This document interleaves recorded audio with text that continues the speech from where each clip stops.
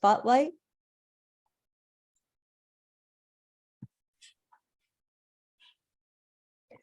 Welcome to the San Ramon Valley Democratic Club. My name is Brody Hilp. I serve as president. With me tonight is Rick Adler, our vice president, and board member Cecilia Manalga, who's serving as our Zoom administrator. Thank you everyone for joining us. At the beginning of the meeting, I usually give you an update about our club, but tonight we have a special guest. So please stay for the end of the meeting to hear our club news.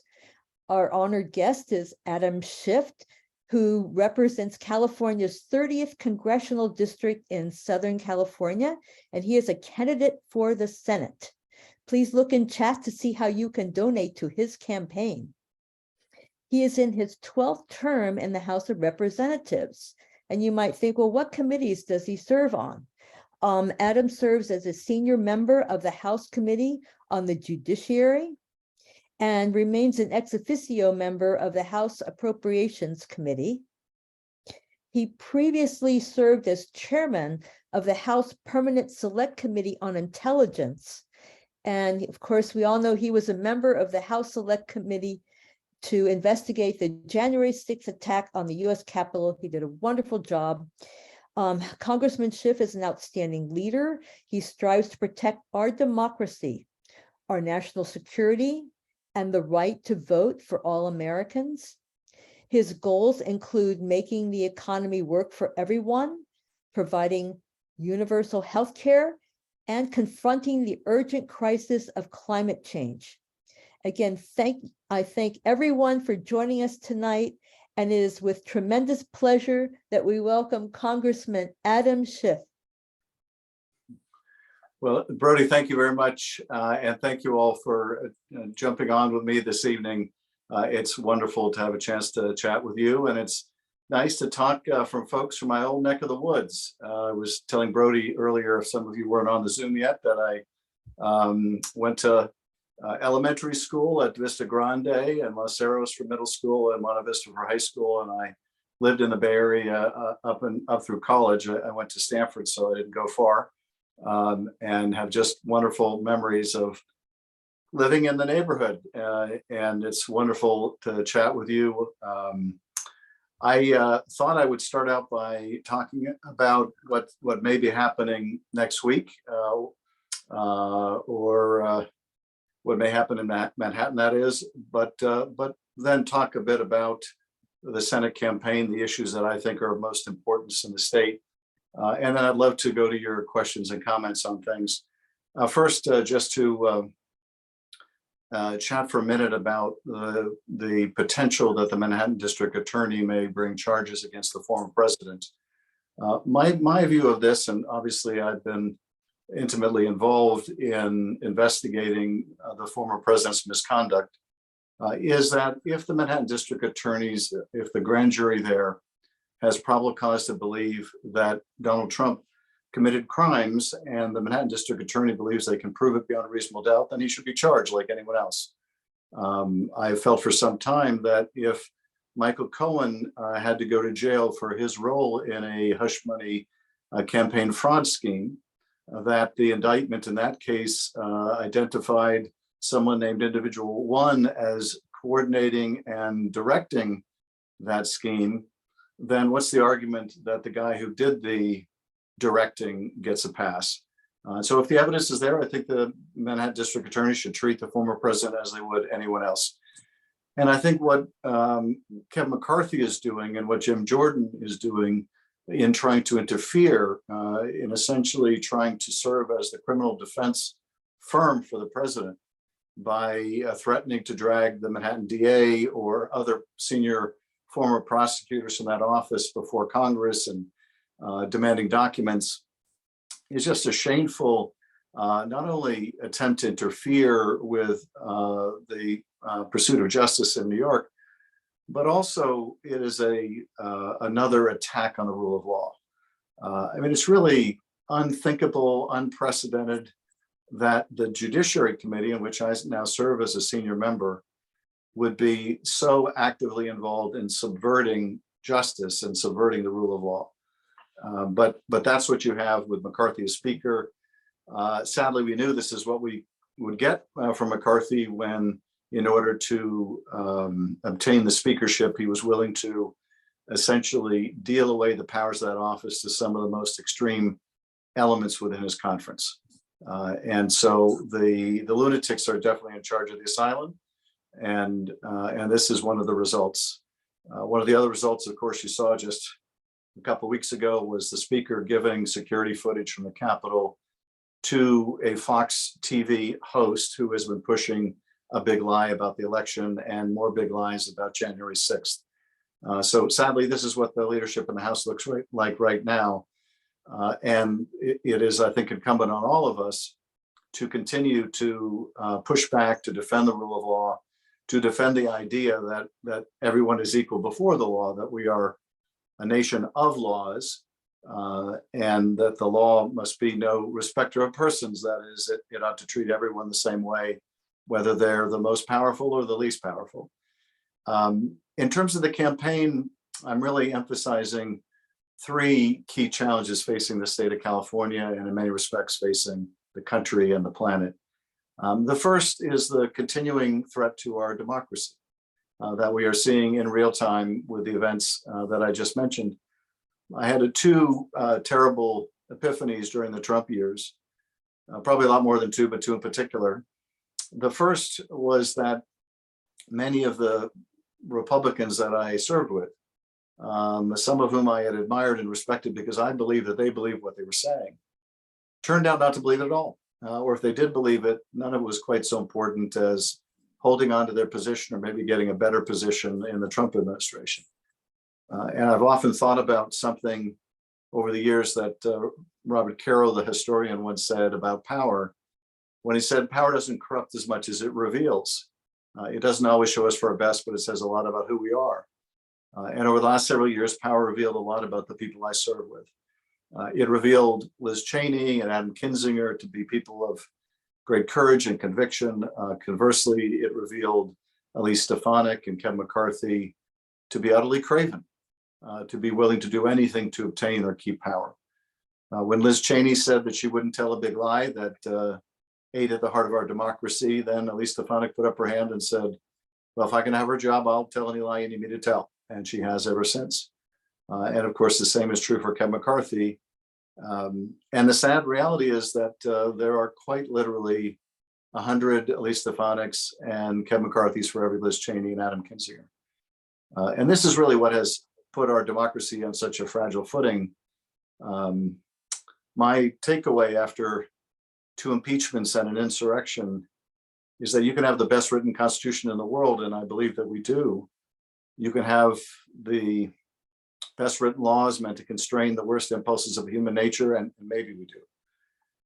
And none of it will be enough if people don't give meaning to their oath of office. And if that oath isn't informed by ideas of right and wrong, and if people are unwilling to accept the basic truth. Of all the destructive phenomenon of the last several years, I think nothing has been more corrosive of our democracy than this relentless assault on the truth. There's a reason, I think, why Anthony Fauci is one of their chief villains, because this is a man of science. Science is the search for truth. And so he presents a danger to a party that is adopted a philosophy that the truth is for suckers and losers. It should also not surprise us that someone like George Santos should get elected to Congress. He is the living, breathing embodiment of that ethic, that truthlessness ethic. And so that is where the other party is. And sadly, this is what I learned about my colleagues during the last several years. But the other terrible realization was that for the first time in our lifetimes, the predominant threat to our democracy comes from within. That Russia and China and North Korea, Iran, none of them were capable of doing to us what we were capable of doing to ourselves under the deeply destructive leadership of the former president. So I think we're still in a fragile place. You can see our democracy withering when you start to lose rights instead of gain them. And the attack on reproductive freedom, I think, is a prime example of what happens when your democracy is slowly undermined.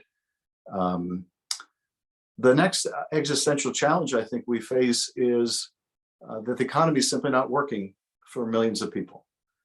I participated in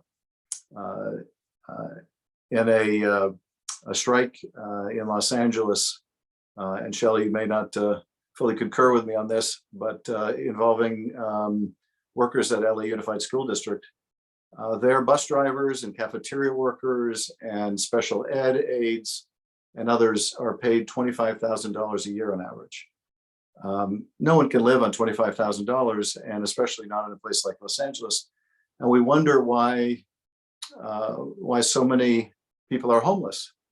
About 1 out of every 3 people working in those categories for LA Unified are at risk of homelessness. And we simply have to do better than that. But I think more broadly, even though people are working all over the country and unemployment is at a historic low, people are not making enough to get by. And many in the middle class fear falling out of the middle class. They're just a health problem or crisis away from failing.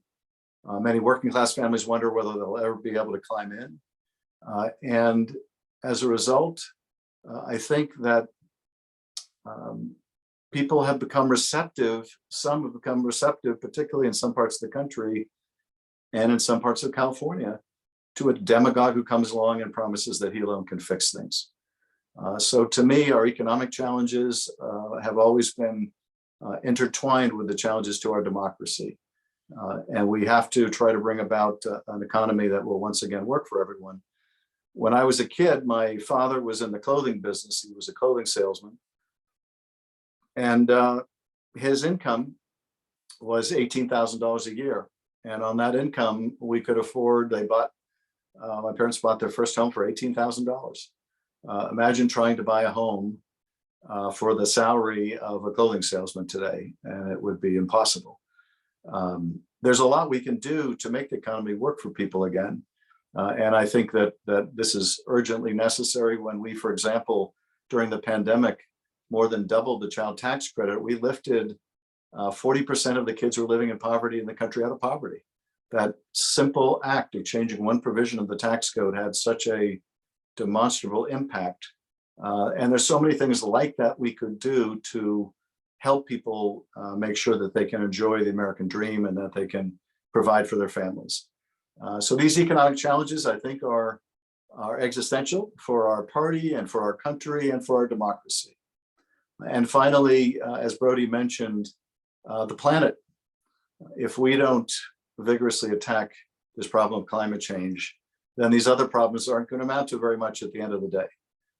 And we have taken some very significant action in the Inflation Reduction Act, the most significant in our history, but we have to view it as just the beginning. Otherwise, these atmospheric rivers and fires and hurricanes and floods are just going to get worse and worse and worse. And so it's a tall order, but nothing beyond our capacity to accomplish. And we don't have the luxury of despairing about how many challenges we face, as Speaker Pelosi likes to say. In my view, there's only going to be one speaker, and it will always be her. Know your own power. We're not spectators here. We're not powerless to affect the course of our country or circumstances.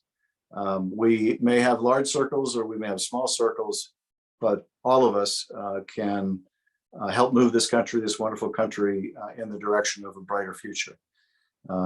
These are the issues that I'm campaigning on. The campaign has been going extremely well. I now have the support, in addition to Speaker Pelosi, of more than half of the California members of Congress, including, I think your representative, Eric Swalwell, has also endorsed me. But members of Congress from the far north of the state to the far south of the state. And in addition, a great many local elected officials and state legislators. And I'm just thrilled with the audiences we're attracting when I travel around the state. So I think we're off to a phenomenal start. and very excited to have the conversation tonight and respond to your questions and comments on things. And thank you again for inviting me. Brody, you're muted. I think. Thank you so much. This is wonderful. We're going to open up to questions. So if you have a question, if you could raise your hand you go down to the bottom of your screen under reactions and you hit, you hit hand and raise hand, and you can raise your hand. And I want everyone to limit their questions to a question. Don't try to use this time to make a comment and talk about things, please. So, okay, I've got my gallery view on. Our first question, Rick Adler, our Vice President. Yeah, thanks, Brody, and thank you, Congressman, for being here. I'm supporting you. I'm very glad you're in the race, and I know you've been critical about the Justice Department as far as the speed of their investigation, and having been an assistant U.S. attorney, do you have any thoughts about why that is? Because we've got a bunch of investigations going on, and it seems like this one was one of the more important ones, but it's kind of hasn't taken the front. It hasn't been pushed to the front like it probably should have. First of all, Rick, thank you so much for your support. I really appreciate it. I do think I understand where the department is coming from. And I would say that most prominently, it's the result of the Attorney General wanting to move the Department of Justice away from the terrible politicization that it experienced under Bill Barr. Bill Barr, as of late, has been masquerading as some savior of democracy because he finally found a line he wouldn't cross. But I need to remind people of how many lines he crossed before he got there. This was the first Attorney General since the Nixon administration to intervene in specific cases to try to help cover up for the president by making the case against Michael Flynn go away completely, someone who pled guilty to lying to the FBI twice about his contacts with the Russians, to interfering in the sentencing of Roger Stone, another convicted liar, covering up for himself and the president. He also, weaponized the Department of Justice to go after the president's enemies. The whole flawed Durham investigation was only a result of the president badgering the Justice Department to investigate his enemies.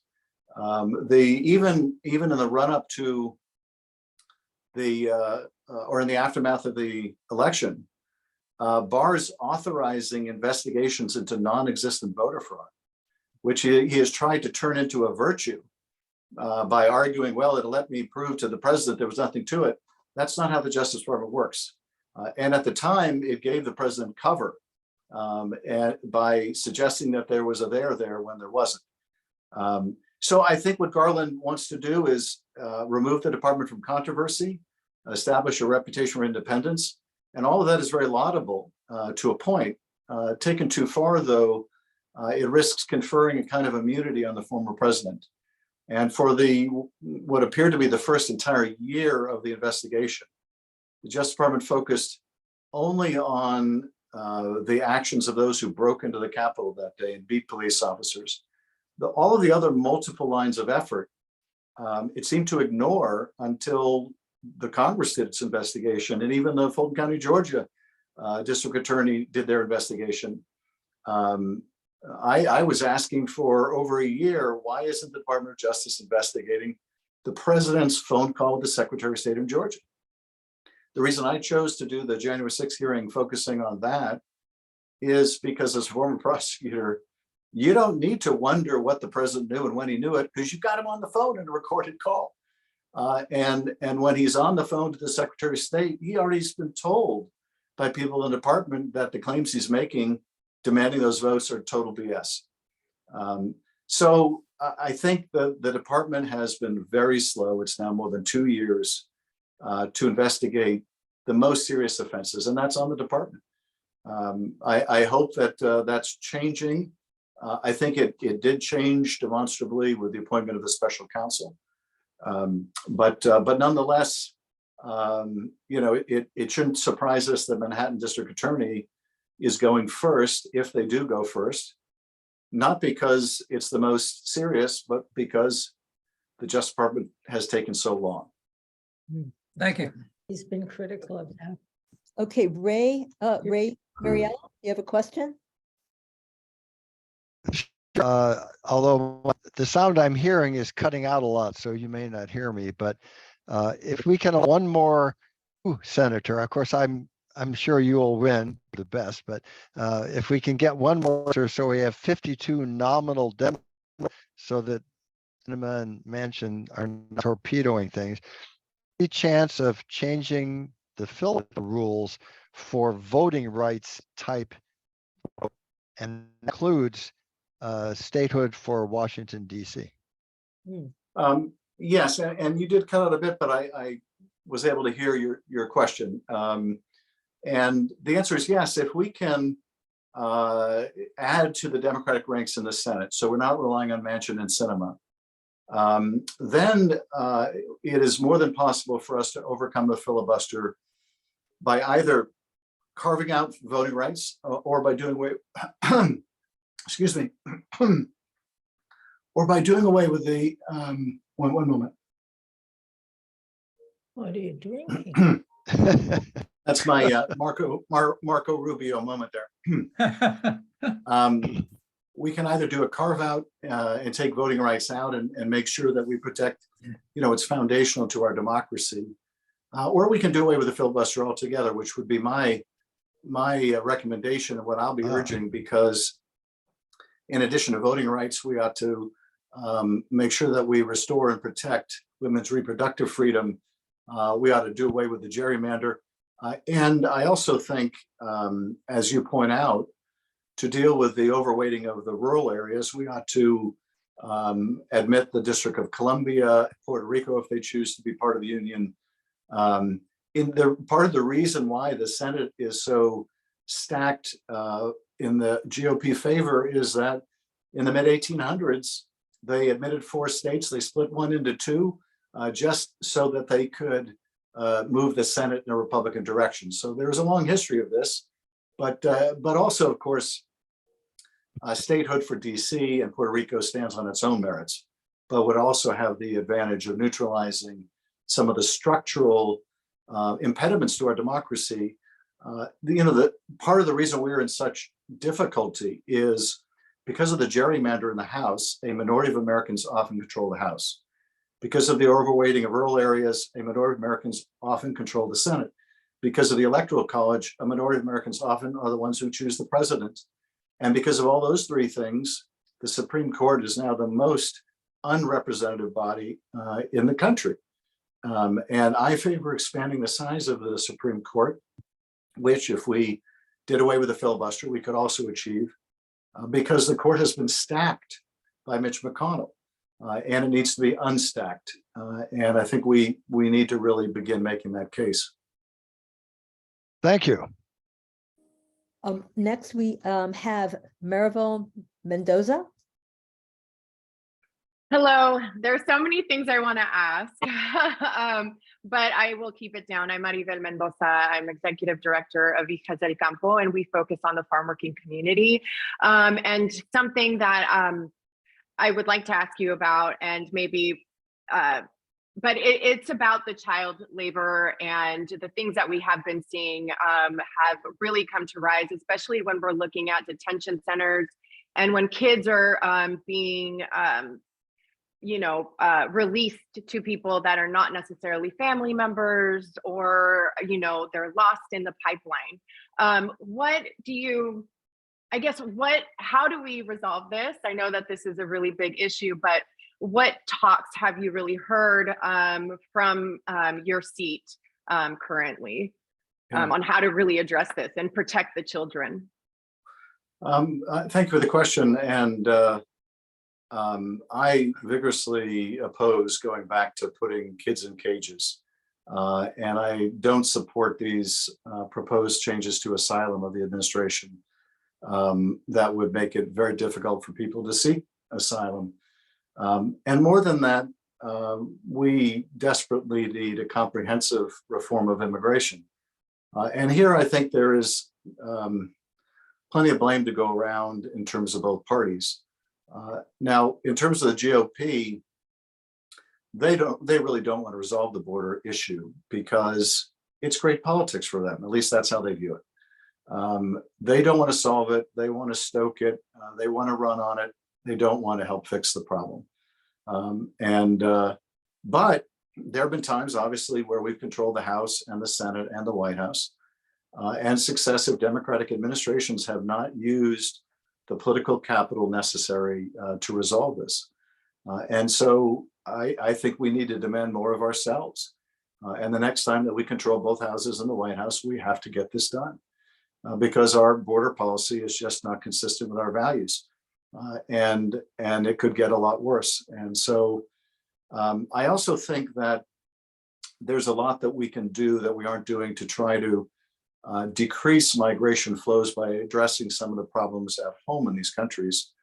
I would like, for example, with all the focus in the current Congress on China, we're still exporting lots of manufacturing jobs to China, and we're trying to bring a lot of that manufacturing back home. But for some of the, particularly the low-skilled manufacturing, I think we ought to cultivate that in some of the Central American countries. I'd much rather be working with those countries than working with China. And so I think there's more we can do to decrease the migration flows, but we have to treat people like human beings, and we have to unite families. We have to give citizenship to the DACA recipients, people on temporary protective status. We have to have a pathway to citizenship for the 11 million or more undocumented in this country. And finally, although there's obviously an immigration nexus to agriculture, I just want to mention that part of what has been really striking to me about visiting the Central Valley wasn't what I was expecting, and that is I was expecting to get a full indoctrination on water and agriculture, and I did.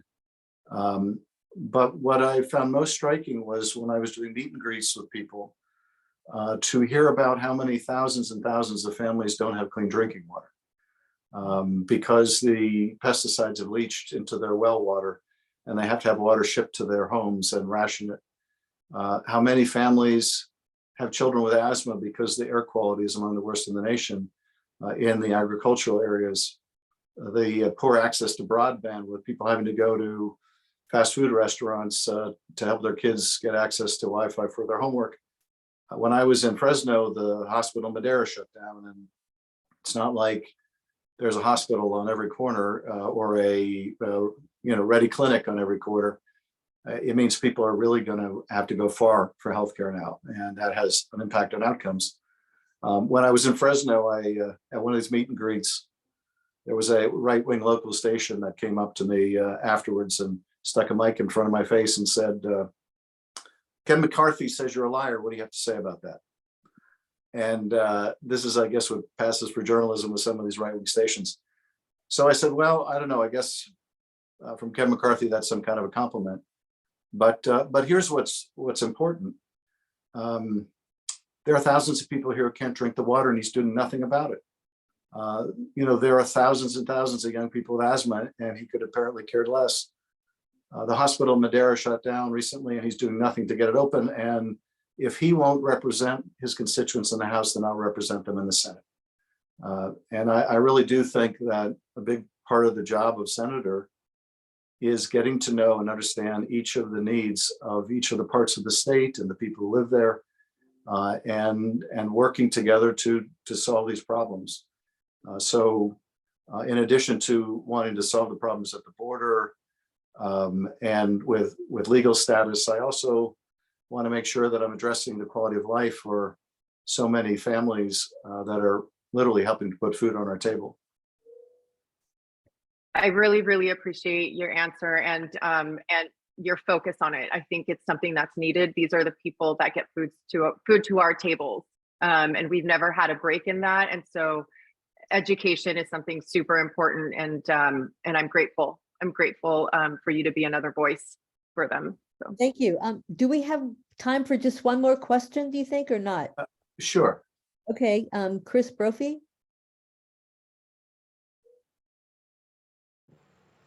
I just wanted to thank you for your service in defense of our democracy, and in particular your work on this January 6th committee. It was absolutely inspiring to see people defend our democracy. So thank you very much. Okay, thank you, but that's not a question. Then No, our- but Well, that's up the opportunity to thank you. well, let me just, if I could, and thank you for the kind words, maybe share a few thoughts on the January 6th committee and why that committee was so unique. A lot of people have focused on the fact that we hired an ABC executive who helped us package the material as what made the committee unique. But while that was helpful in terms of presenting the material in a easy to digest fashion, what really made the committee work is the fact that it was made of Democrats and Republicans who were all united with the same objective, and that was to get the truth before the American people. And it went back to a foundational decision made by Speaker Pelosi to not seat two of the insurrectionists on the committee, Jim Jordan and Jim Banks, and to instead seat Liz Cheney and Adam Kinzinger. Had it been Jordan and Banks, it would have been a complete circus. No one would have come forward, no one would have testified, no one would have watched the hearings, and what's more, they wouldn't have been worth watching. But instead, what made the hearings look so different is members were not fighting with each other. Members weren't talking over each other. Members weren't talking over the witnesses. Members generally wanted to hear what the witnesses had to say, and more importantly, they wanted the American people to hear what they had to say. And I'd like to think that the committee had an impact, that when people voted during the midterms, they rejected a lot of the big liars. And they rejected this, well, they voted for a return to normalcy and a return to some sanity. And I think that's encouraging. And I think we should be encouraged. And this is probably a good note for me to end on, which is this too shall pass. We're gonna get through this. There are millions and millions of wonderful, generous, decent people in every state of the union. And we'll get through this. I do think what we do in this moment will determine how quickly we get through it and how much damage we have to suffer along the way, but this too shall pass. And I'm grateful to all of you for your engagement in the Democratic Club and supporting Democratic local and state and federal officials, people like Shelley Clark, who are working their hardest and taking all the incoming along with it. Really appreciate what you do. And if you want to learn more about the campaign or to support it, you can go to adamschiff.com. But I just want to tell you how much I appreciate what you do every day, and such a delight to be with you tonight. Well, Adam, we want you to know how much we admire you so much, and we appreciate all that you do. And I know you have other commitments, so we will say goodbye, but a tremendous thank you for joining us tonight. We were so honored. Thank you. Well, thank you very much. And hope to see you in person one day when I'm back in the old neighborhood. Yes. So much. Thank you. I think though my favorite place is no longer there. They don't still have the pizza machine in Danville, do they? I don't know. No, that went out I think- many years ago. I think Primo's may still be there though, right? Yes. Yeah, that was a very late development for my time there. You can tell I spent a lot of time eating pizza when I was in high school. Well, take care, everybody. Thank you. It's been tremendous. Thank you so much. Thank you. Goodbye. Take care.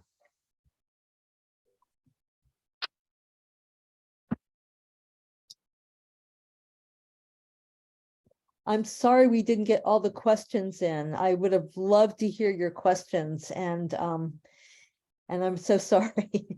But right now we do have 3 local speakers, all of them women. So it's Women's History Month.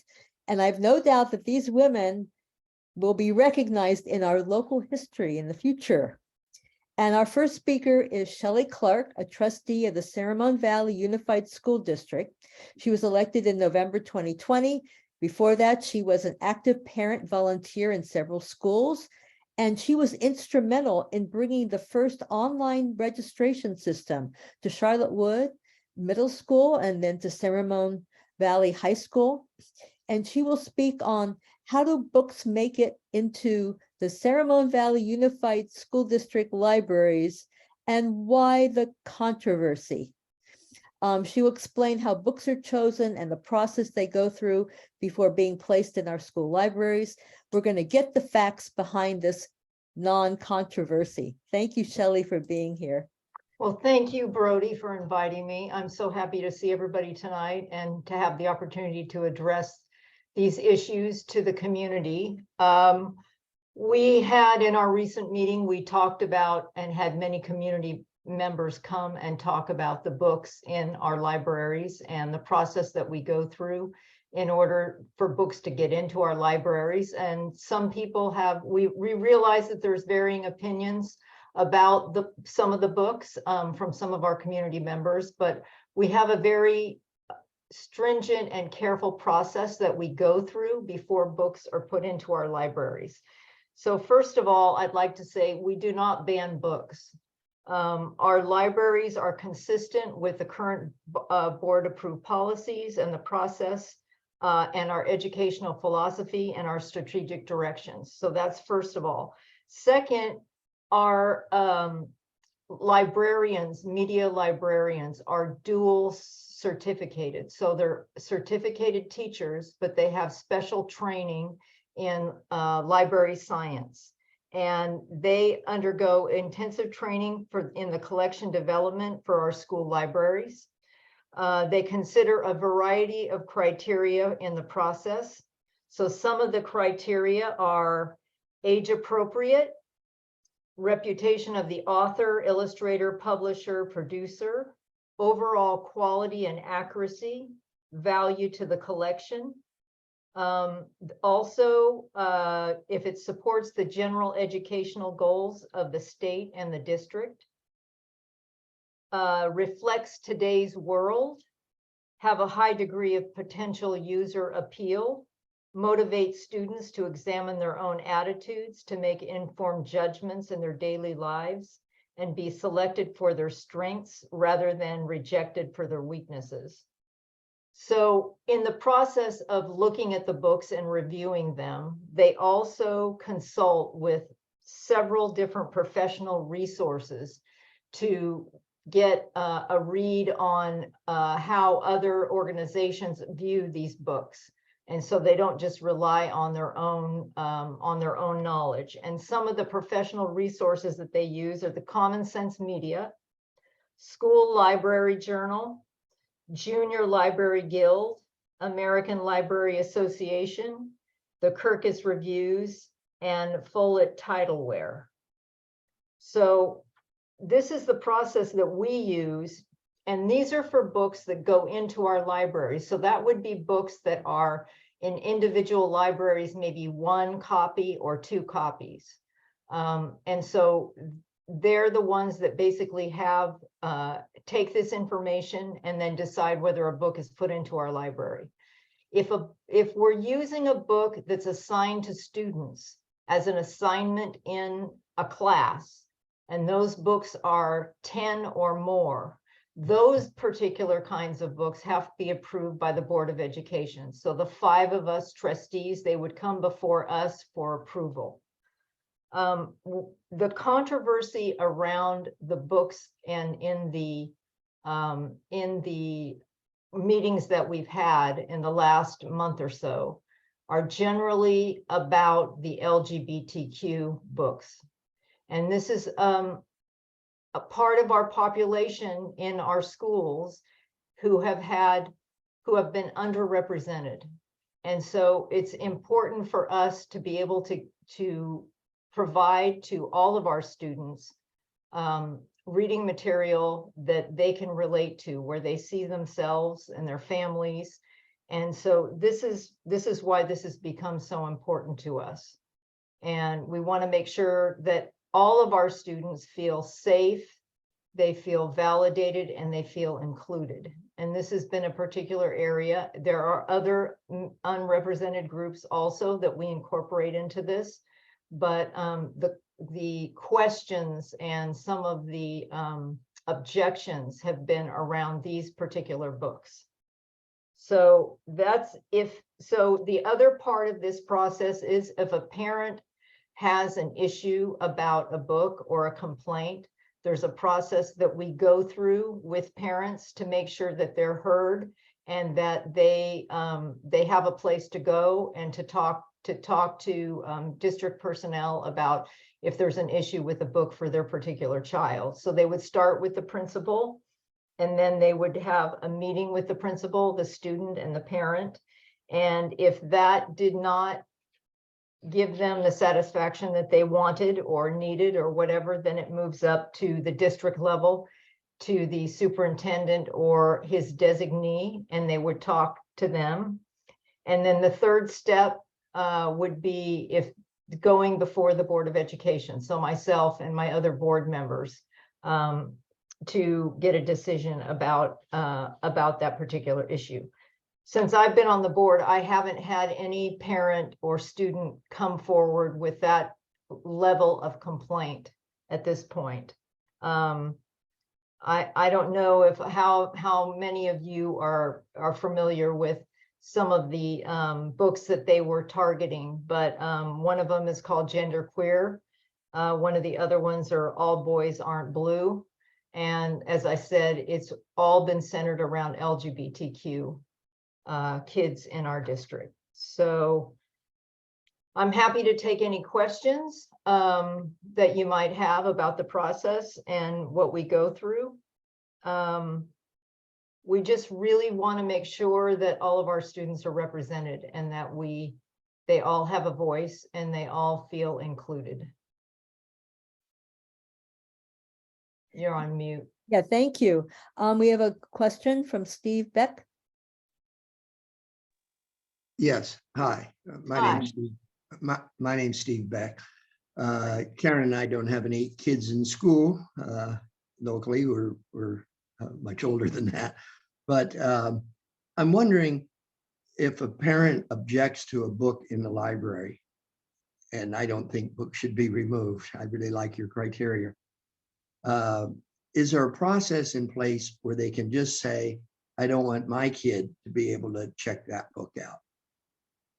There isn't a specific process that we would be able to track with 30,000 students. It would be very hard to track if an individual child couldn't read a particular book. But what I will say is that our teacher librarians in our libraries really try to track age appropriateness for certain books, right? So if for example, if a 14-year-old comes in and wants to check out a book that maybe is only appropriate for a 16-year-old, the librarian would intervene then and maybe ask them some questions like, are you going to tell your parents about that you're reading this book, or do your parents know that you're reading this book? That kind of a thing, to kind of feel, to make sure that our students are reading age appropriate material.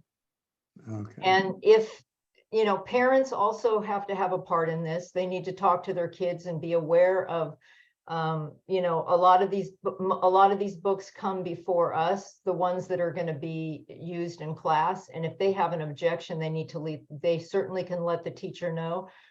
Under no circumstances do we want students reading any books that make them feel uncomfortable or that their parents are not comfortable with.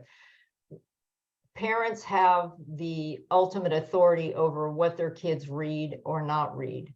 And so we're absolutely open to that, and we want to hear from them about that. But we need their help in knowing that. Okay, thank you. Marian Jameson. Hi. Hi. I'm in Area 1 and I campaigned for Michelle. And by the way, Brody, Area 1 is more than just Alamo. It reaches all the way down to the border with San Ramon, and it reaches across. So it's not just, wealthy San or Alamo. I've watched most of the last board meetings on YouTube with great interest and sympathy for 4 out of the 5 board members and for the superintendent. But one thing that took me aback a couple of board meetings ago is when Dr. Malloy made a point of saying, we don't use the term book banning. And I think that was an unfortunate decision on his part, because I think we need to call it what it is, that this lets the book banners, hide behind the idea that, that what they're doing is not a nationwide effort, because in fact, as we know, it very much is. So I'd like your thoughts on that. I think we need to call it out, and these people's feet need to be held to the fire. We can't tiptoe around. We do that too often, so we don't hurt people's feelings, and it comes back to bite us every time. What are your thoughts on that? Well, if you listened at the last board meeting around the subject of books, I definitely did not pussyfoot around the issue. I let people know in no uncertain terms that book banning is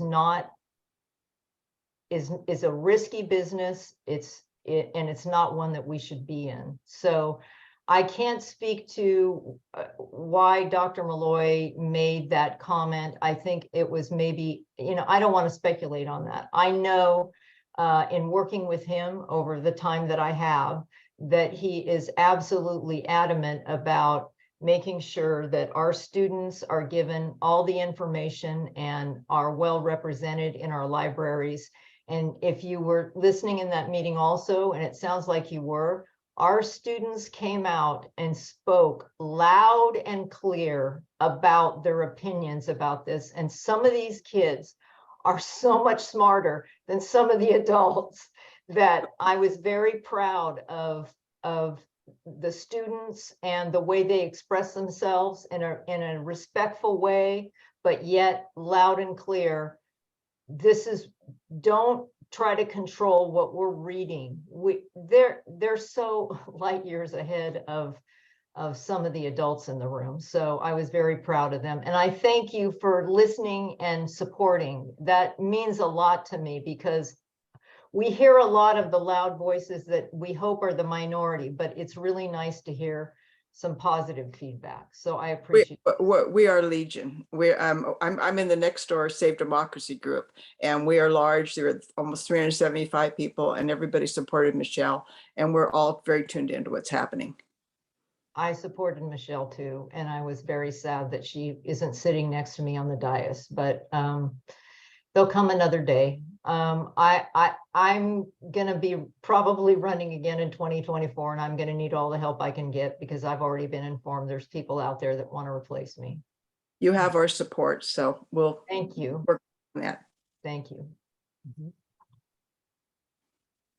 Do we have other questions? Can you just talk a bit about how you get on that board? I mean, the committee that works with the district about approving books? Those are parents, right? They have parent representatives and district? No, we don't. And Dr. Malloy made this very clear in the meeting, and I do agree with him. There is no committee, there's no parent committee that chooses the books. No, I mean the board approved policy. I'm sorry, the policy. Yes, well, we look at the end when books come before us. Books are put into when they're considered to be put in the libraries or used in class. They're put in the district office for people to come and look at and read, or whatever they want to do before the books are approved. Then the titles and the content are put in the board packets.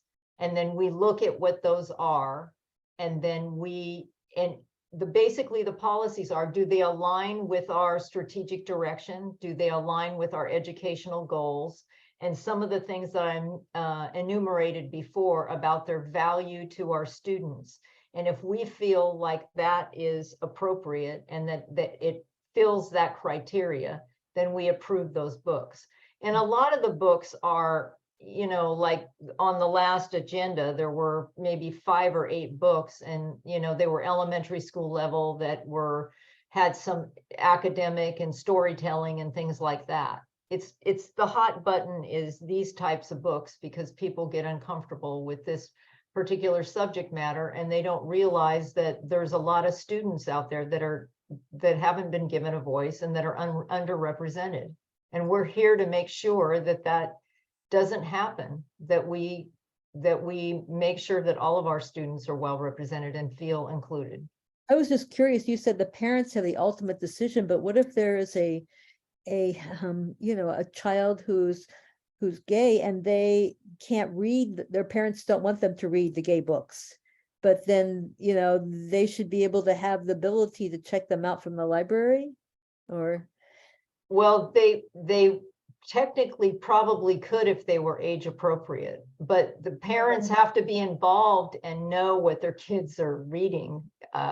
That's something that we can't control, basically, for all intents and purposes. So if your son or daughter brings home a book and you don't approve of it, then it's up to you to say, okay, to the teacher or the principal or whatever, I don't want my child reading this book. There's a part that parents play in this also. If they see it at home, yes. Yes, or if they're aware of what their child is reading, when they bring them home from school, I or they think talk to them about it. Marivel, did you have a question or do you, or not? I did, but I tend to talk a lot and I just had an espresso, so I probably Okay. talking a lot.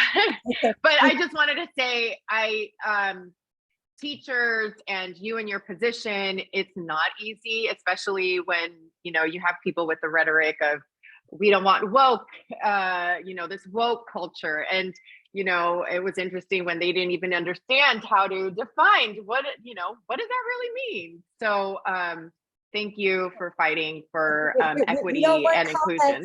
Marivel, we're not looking for comments, we're looking for questions. Okay, Cynthia? Well, I appreciate that. And what I will say is that I'm here for the students and their voice weighs heavy for me. I give their voice a lot of credence, a lot of thought in making my decisions, because like I said, a lot of these kids they're really, really intuitive and smart, and they know what they need. And I'm responding to what our students are telling me that they need. And I know some adults don't maybe agree with what they're asking for, but my job is to make sure that those needs are met as long as I feel that they're within the realm of a healthy environment in education. So I will continue to fight for them no matter what, because they're the most important thing to me, and that's why I'm here. Thank you. Cynthia, you have a quick question? You're muted. Thanks, Bertie. First, thank you for your service. I never thought I'd have to say that for a school board member. But I was struck by your use of the word, and thank you for centering students, that being the most important. You said we don't want people to feel uncomfortable, and I was thinking about how that can be weaponized in the whole idea of being woke and racism, and people saying we don't want kids to feel uncomfortable reading about white people being racist. It's an interesting victim twist. So I'm curious as to whether that's an issue, whether you've seen that as an issue, racism in the San Ramon school district. We have definitely had racial issues, and we continue to deal with some of those issues. We have some things going on in some of the schools that nobody would like, we don't want to see. We continue to work with our students and to educate them and to keep this sort of at the forefront. I don't see a lot of issues around parents saying, I don't want you to read that book, or kids saying, I'm uncomfortable with this book. That's very rare. It happens, but it's very, very rare. I think for the most part, the kids are much more flexible and much more able to kind of go with what's, what they need, and they know what that is, and they don't get as uncomfortable as the adults do. Mm-hmm.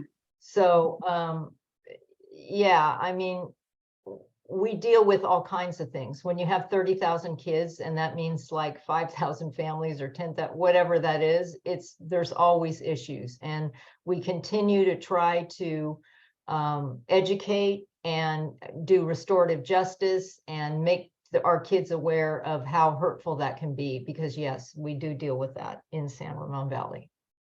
Thank you so much, Shelley, for coming on and speaking. And we will be sure to support. Last time our club endorsed you and supported your campaign, and we will be certain to do that again. So well, thank you so much. I so appreciate it, and I appreciate the opportunity to address all of you tonight. Have a good evening. Thank you.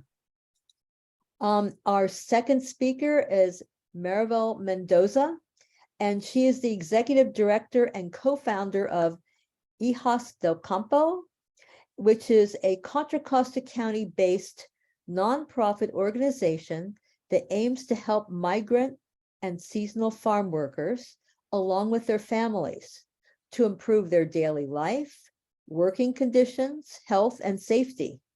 Their goal is to ensure that every farm worker has access to basic necessity. Marivel is a first-generation Mexicana, born and raised in Oakland, currently living in Oakley. Her parents migrated to North America from Mexico, working in the fields and looking for opportunities. Now their children are thriving, proud of where they came from and the people in the communities who helped shape their characters. Marivel is a mother of 2 wonderful boys, a wife, and Tia. Marivel has been able to secure donations from many organizations, including Sean Zuckerberg and Kaiser and the California Rural Legal Assistance Foundation. So thank you, Marivel, for being here and talking to us tonight. Thank you so much, Brody. And thank you everybody for your time today. I'm really excited to be here. We started our organizations as a grassroots effort. And what this means is, we're working moms. This was during the pandemic. We were working from home, but we were also teachers. And, we were living through this time in our lives that we just, what do we do, right? But during that same time, we also noticed that out here in Contra Costa County, as we're driving, to do errands and maybe grocery shopping during that time, we saw the farm workers that were outside working, and people were told, don't go outside, don't go to work, you can't breathe this stuff in, it's not healthy for you. And yet the farm workers had no choice, and they were out there. Oftentimes they didn't have proper PPE. It was super hot.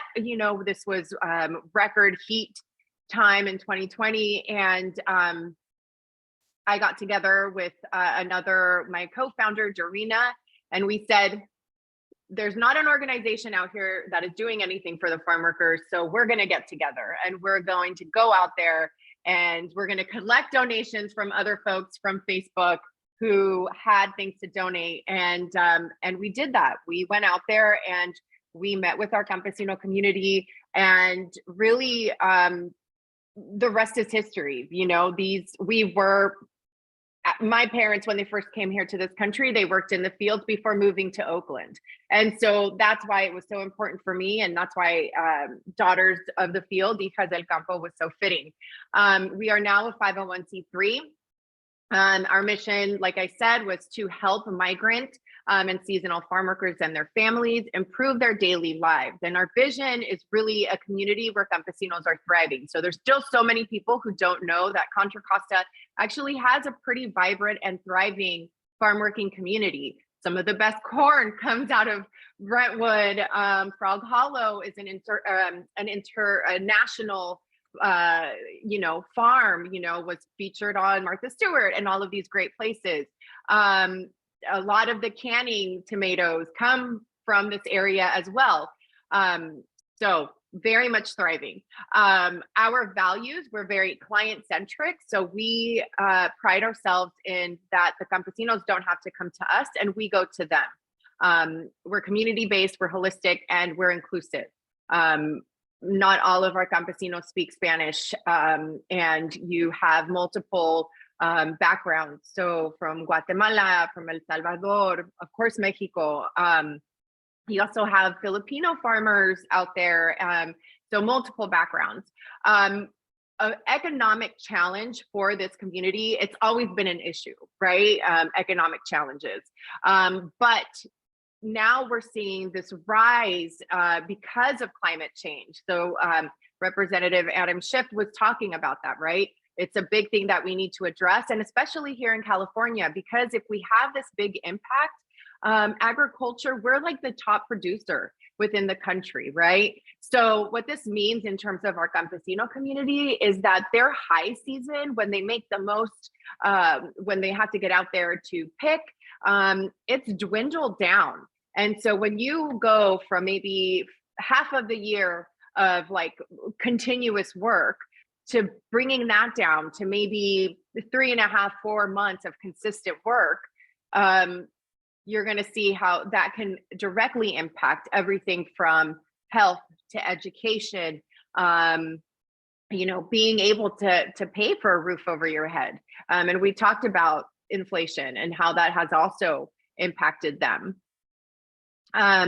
So like I mentioned, out of California, you know, we are the top producer, and then closely behind us is Iowa, but the margin is pretty huge. And I'll send Brody my presentation so that way you guys can see it as well at your leisure. Our food distribution, we started off by meeting 100 families, and how we met them was by meeting them out in the fields. And we are now at 300 families that we support. And so that's 300 campesino families. We support a lot more people because we know that a lot of these households are multi-generational. And so we're talking about from the littlest one to the biggest one. So access to food, ironically enough, the people who pick our food are the ones that are having the hardest time putting food on their own plates, which is a travesty, really. So we partner with different organizations, but also by donation, we buy food that we know that they're going to want to eat, and not necessarily food that that's not culturally sensitive to them, and that they're not, you know, we want to make sure that they're fed food that they want to eat. So our other program is education and supporting our families, because we know they came here to give their children a better life. And so how do we do that? We help them get to that goal of getting their kids through education, their education. So we've partnered with Lenovo. We've partnered with them 2 years now. And we've gotten laptops to a lot of these families who didn't have access to tech support. And these are computers that are going to stay with them, that they'll be able to use all year long and not just during the school year. So how do we help them continue that like hunger to learn more and, you know, do research and all of that good stuff. We help students with college, so tuition and books are some of the things that we do as well.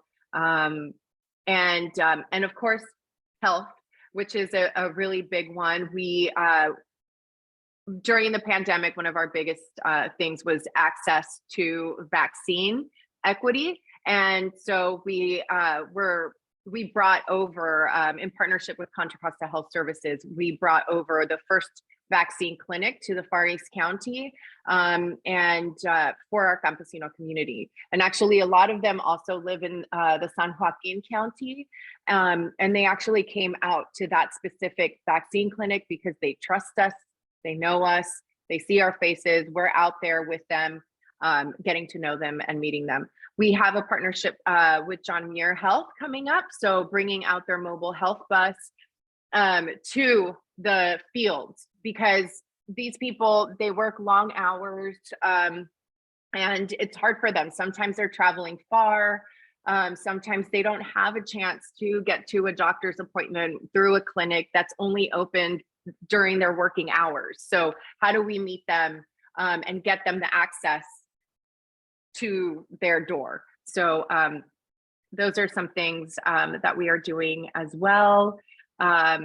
we love our volunteers. So we get people to come out and volunteer. We've had Sephora come out and help us with bagging food, you know, tutoring, field outreach. We have plenty of opportunities for that. But also, we know that if we don't get involved with our local government, that we're not going to see these changes. So we're very, very happy that we're partnering with our representative, Stephen Glazier. And one of the things that we really want to address is housing for our campesino community. A lot of, there are many who live in trailers that are old and that have mold and that are cold. There is no, you know, heating as right now, where we're looking at this record cold, where they have to do small little space heaters. But how dangerous is that? How many stories have we not seen of spaces that end up catching fire because the space is so small and you have this tiny little heater? So anyway, so we want to find a solution to that, and the Representative Glazier has so graciously, you know, lent us his support for that. We had a tiny home that was built for us by the first engineering team at Carondelet High School. So they got us our first tiny home, and so by summertime we're going to have our first resident, and it's sort of like a launching pad for the campesino who ends up living there. It's sort of like a buy-in program. They're going to be paying what we call rent, with partial going to utilities. But we are hoping that we can get a solar system, so that way utilities are really not much. But the rest of the money, we're going to be putting in a savings account for them. So that way, once the 2 years is up, they have a good chunk of cash saved. So that way they can get to that next place, right? Where they can get housing and a good living situation for them and their family. Those are some things. And so I just invite everybody, when we're really thinking about voting and the ballot, our Latino community and people who are underrepresented. I think it's important that we show our solidarity with them when we vote. You know, please, if you have any questions, I'm happy to answer any questions, but I can go on forever. Oh, that's just amazing. How do you do your fundraising? I mean, I haven't heard about, you know, fundraising, and how do you do your fundraising? You know, we have been really blessed. We have a really amazing community. We get support from Al Pastor Papi, who's based out of San Francisco, and he's a chef. And, you know, he rallies a lot of everybody from San Francisco, and he has like a wide Bay Area support. But, you know, word of mouth, people see what we do and they end up sending us Venmo and things like that. We want to do a gala, but like I mentioned, we were born in 2020.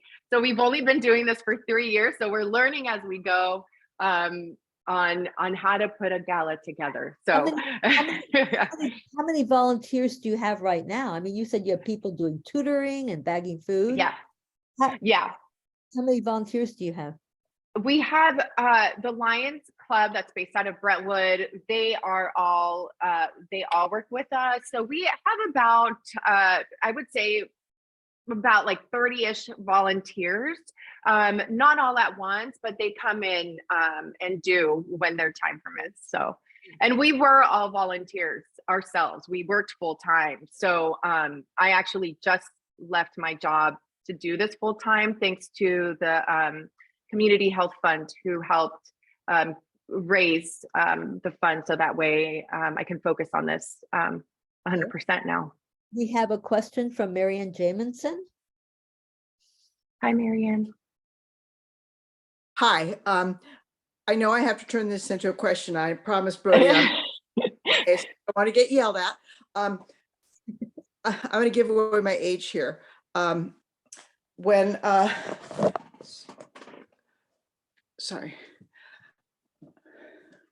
Sorry, I'm losing battery. When I was 17 years old in 1970, I marched with students and farm workers in front of Safeway for the grape and lettuce boycotts organized by Caesar Yes. Shaw. And I want to say that I have tremendous respect for campesinos, and I think they are the unsung heroes, part of our California economy. I think we've lost your audio. Okay, sorry. There you go. Thanks. Yeah, we have Caesar Chavez Day coming up a Correct. week from tomorrow. And my question to you is, what can we do to honor his memory? What can individuals here do to honor his memory on that day? Thank you so much. And that's a really good question. I mean, there were so many people that were born from that movement. And I think that we've learned a lot. I mean, there's Dolores Huerta, who is still with us and who is still fighting. I mean, she did a documentary with PBS not that long ago about women in the fields, and it's called Rape in the Fields. That's what the documentary is called. And it really highlights the injustices. And I think that when, in order to honor him, I would say, oh gosh, donate however you can, but donate to organizations, like Hijas del Campo, but also Pájaro is going through a tremendous time right now.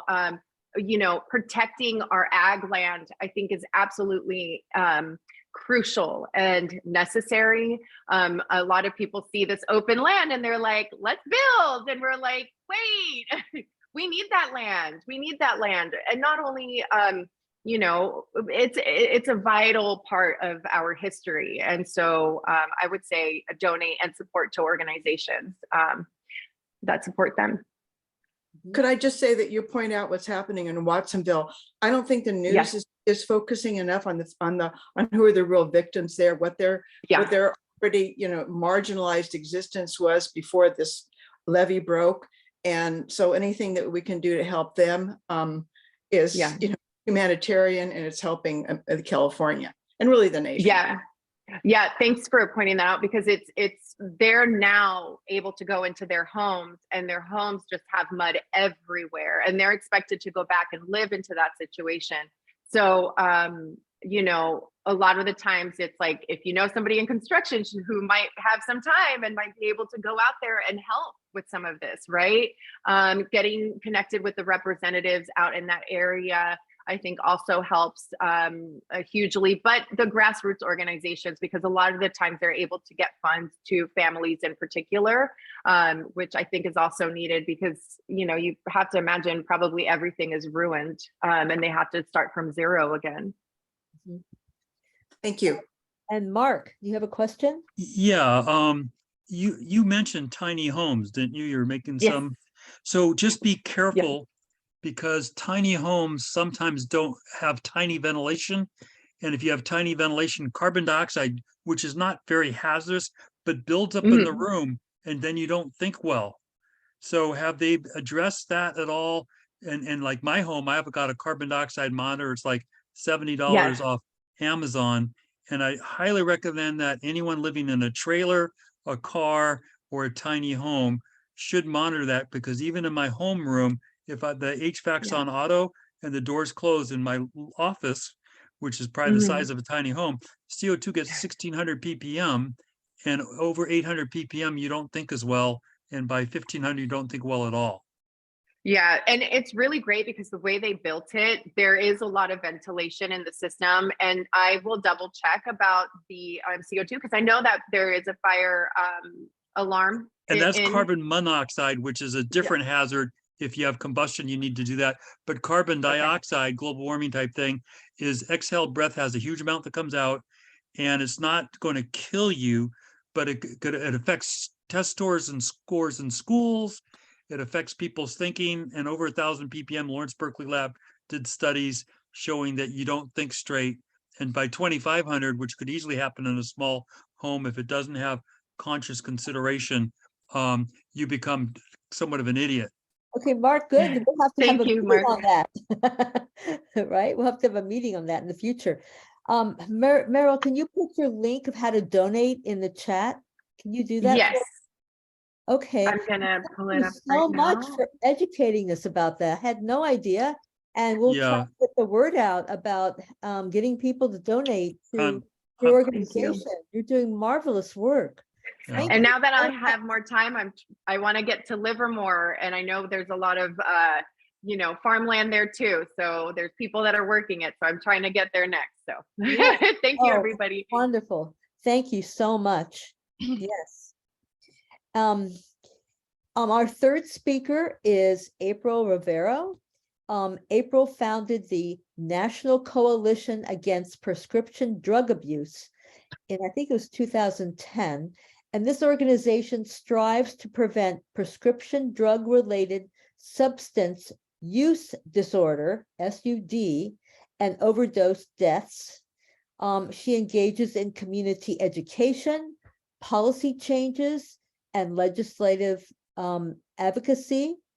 She also leads the coalition's effort to distribute free naloxone, I think I said that correctly, an opioid overdose reversal drug. And they try to give that to at-risk community members. And she founded this organization after the tragic overdose death of her 21-year-old son, Joey. April is an active member of several other drug prevention coalitions and is a member of multiple advisory boards of agencies working to prevent drug abuse and overdose. She has received numerous awards recognizing her work, including from the American Red Cross, California Society of Addiction Medicine, and California Narcotic Officers Association, and most recently, the Contra Costa County Office of Education. Thank you, April, for being here. Well, thank you, Brody, so much. And if you can allow me to share my slide deck here, I would. Oh, I think, Cecilia, can you make April a co-host? Yeah, she's making you a co-host now. Okay, thank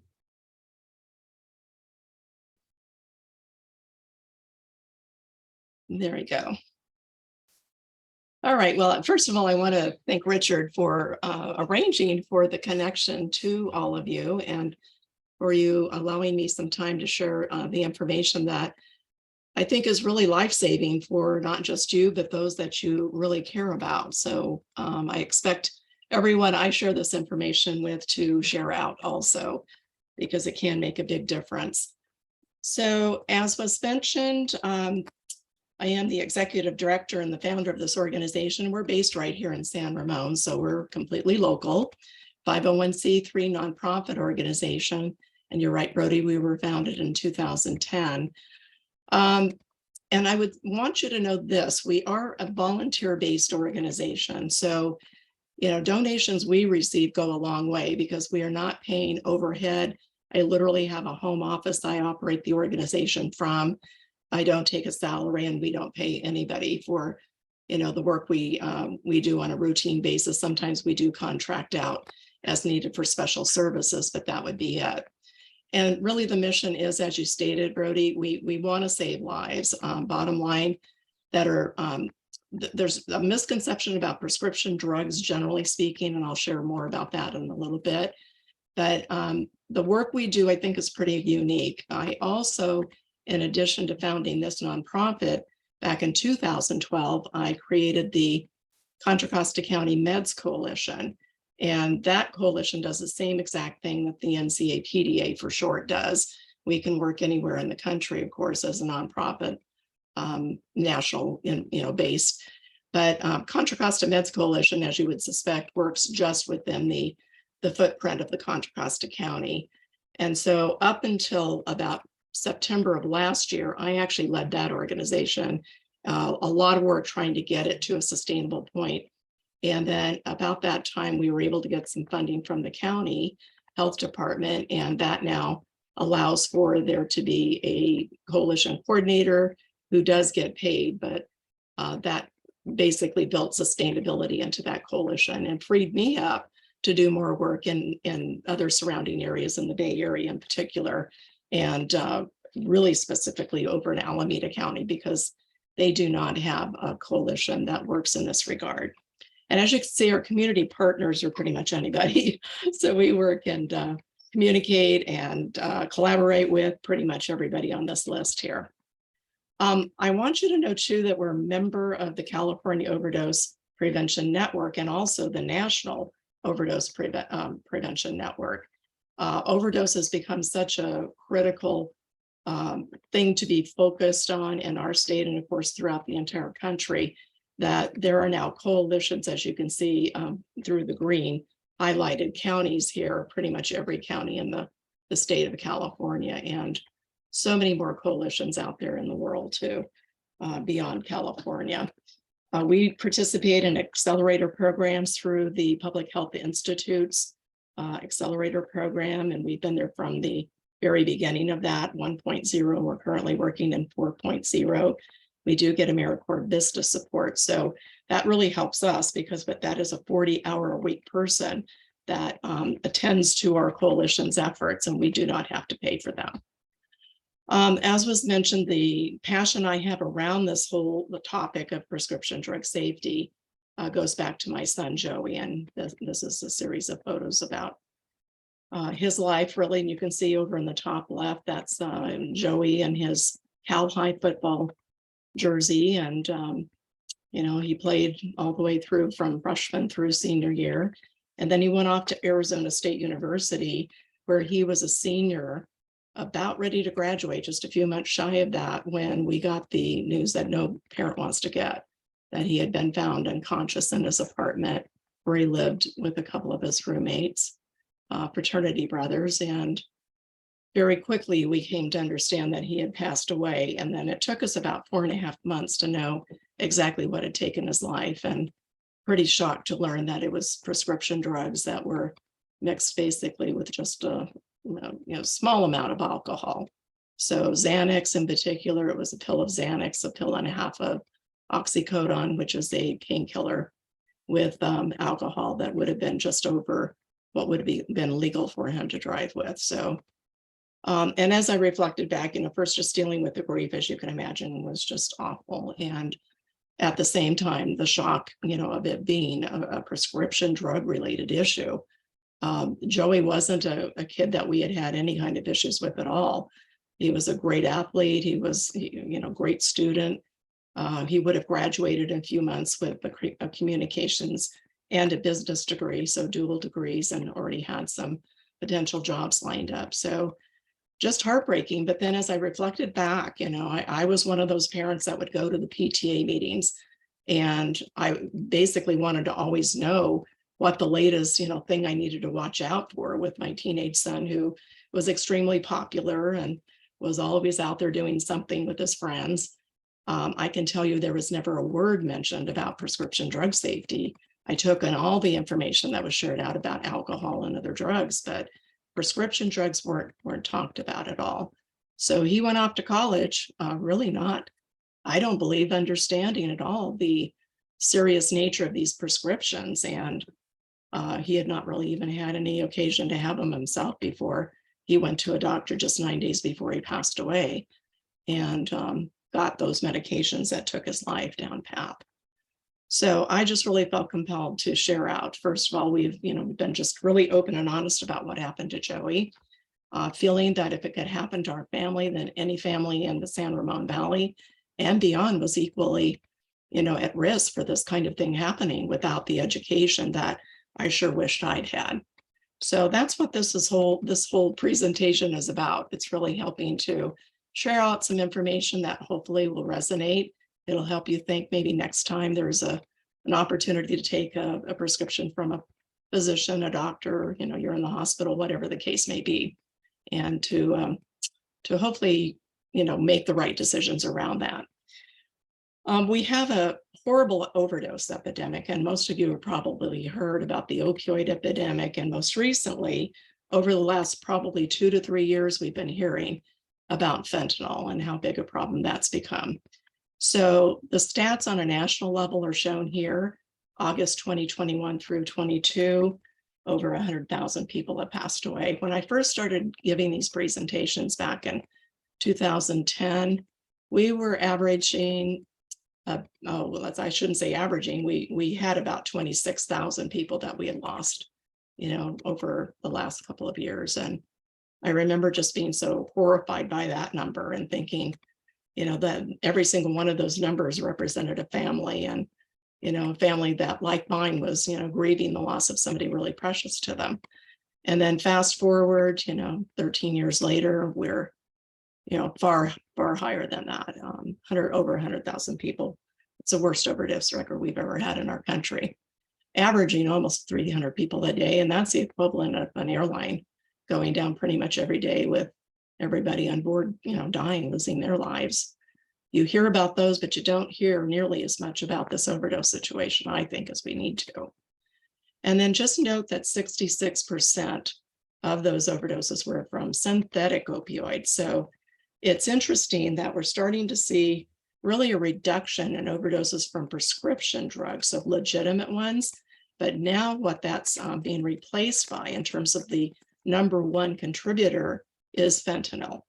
And we'll talk about that for sure. So bringing those numbers down to a local level, I really think it's important to know what's going on in our own communities locally here. This is EMS reported data, so this does not even reflect all of the overdoses that we've seen. But for this period of time, January 2021 through just a couple of days ago, in San Ramon, 52 total overdose responses from EMS. And 2 of those were fatal. So, one was on the east side of our San Ramon city, and the other one was on the west side. So no difference there. And then 18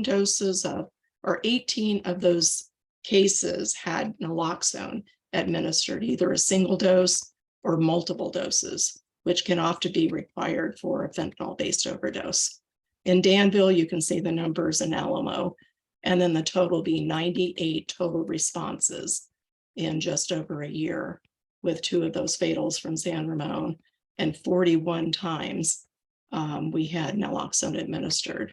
So I can tell you that we used to, before the pandemic, we used to go into the coroner's office and literally pull the reports of all the drug-related deaths. And and that went all the way back to 2008. It ended about 2019, again, because of the pandemic, and we haven't been able to get back in there. But fortunately, now we have this system. We can actually literally look every single day by zip code to see what's going on throughout Contra Costa County, and actually throughout California. But the overdoses, I know so many families that have lost their children in particular, and not all of them have died here, just like Joey. He died in Arizona, but the impact is back here in our own community. So the importance of education is just so vital. We can't stop, the drug flow into our country. I can't do that. But through our education programs, we're hoping we're making a difference just by educating people and having them make good decisions down path. And these are just all avoidable deaths. I have about 700 photos of real people, neighbors, family, friends that have lost their lives to overdose. A couple of these, are brothers, two sets of brothers, in fact. A couple of people here are represented in the San Ramon Valley that we lost to. So anyway, for me, we mine data constantly. We're always looking at it to try to determine where we're going to apply our resources. But for me, it gets down to that personal level. It's not just a number for me, and it shouldn't be for anybody else. So this common misconception for prescription drugs in particular is real. There continues to be a low perception of harm, generally speaking, because doctors prescribe or medical professionals are prescribing these medications. And so what I can say, though, is obviously they can be just as deadly addictive and illegal. You can't possess medications legally that you don't have a legal prescription for, and you shouldn't be selling them or giving them to anyone else either.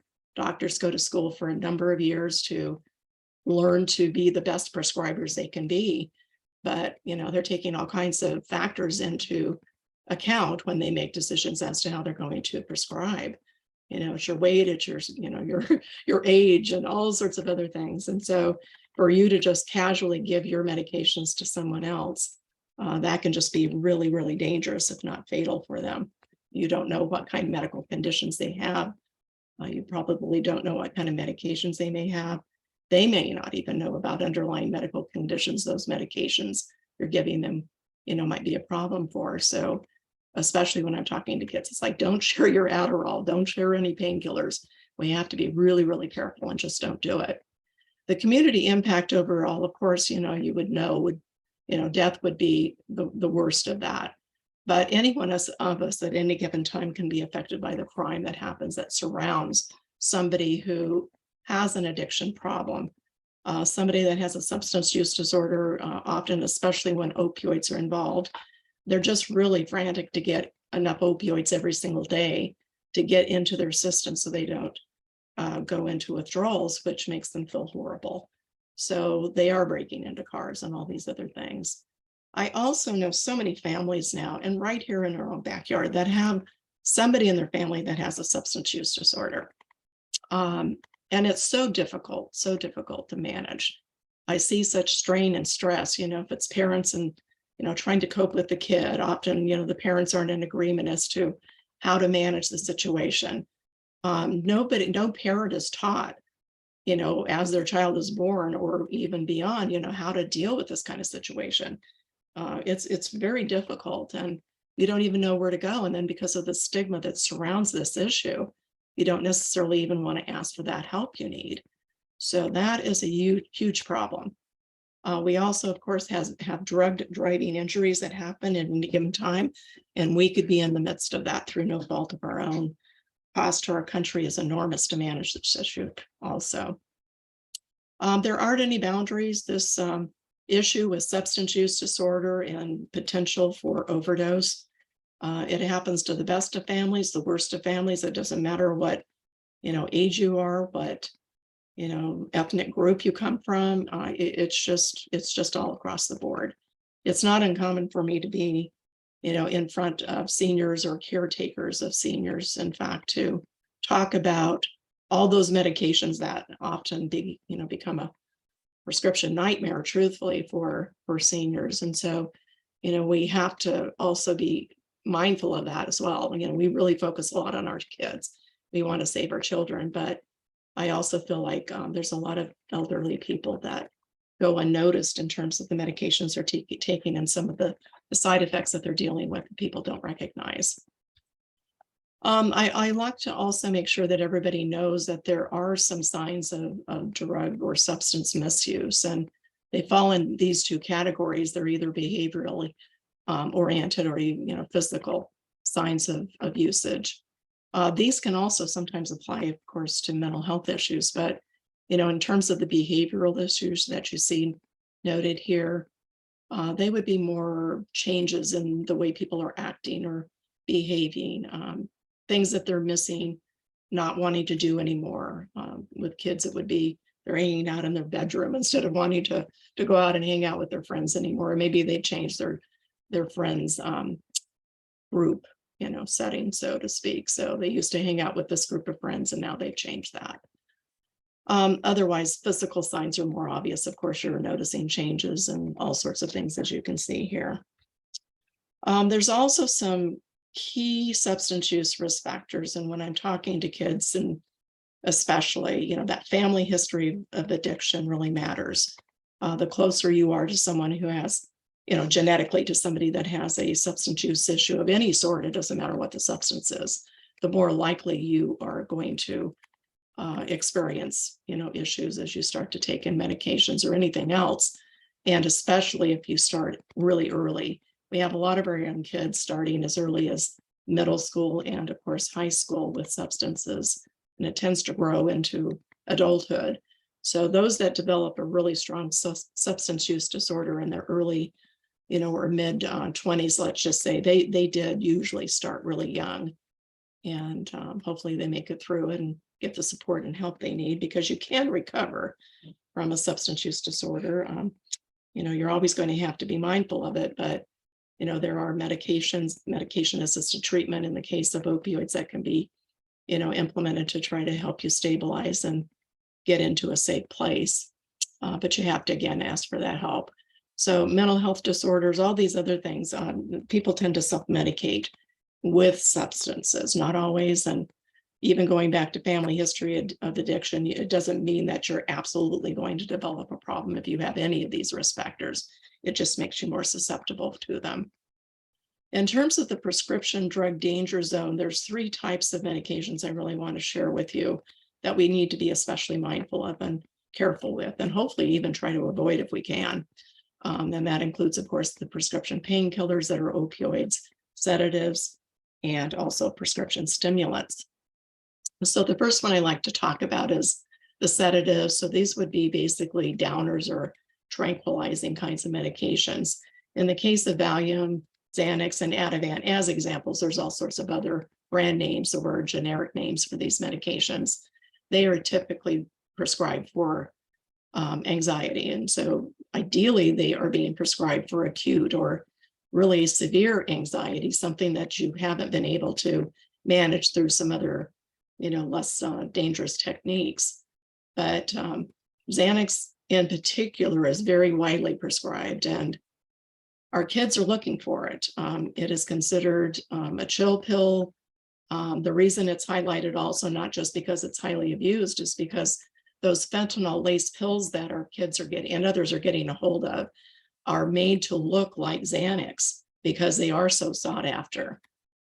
So they can be really dangerous. I know people that have overdosed. In fact, one of our own young men from San Ramon Valley, he actually graduated from San Ramon Valley High School, was a senior about ready to graduate from Arizona State University when he died from what I understand was Xanax and alcohol. So when you mix these kinds of medications with alcohol or opioids, that combination or multiplier effect is there. And just like with my son, Xanax was one of the medications he had in the system, along with alcohol and opioids. It just becomes a recipe for potential disaster. Ambien's a little bit different. It is a sedative, but it's normally prescribed for sleep disorders. You can't get to sleep or you can't stay asleep.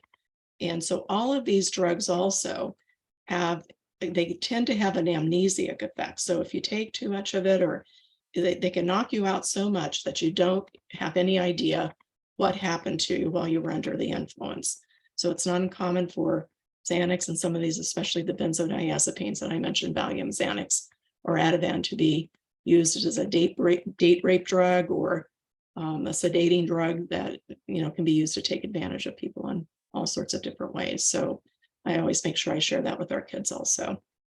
So you can develop a dependency on these pretty quickly within a couple of weeks if you're taking them. They're meant to be prescribed on a short-term basis, but I do know people are often prescribed these for a long time, and it's really, really hard to come off.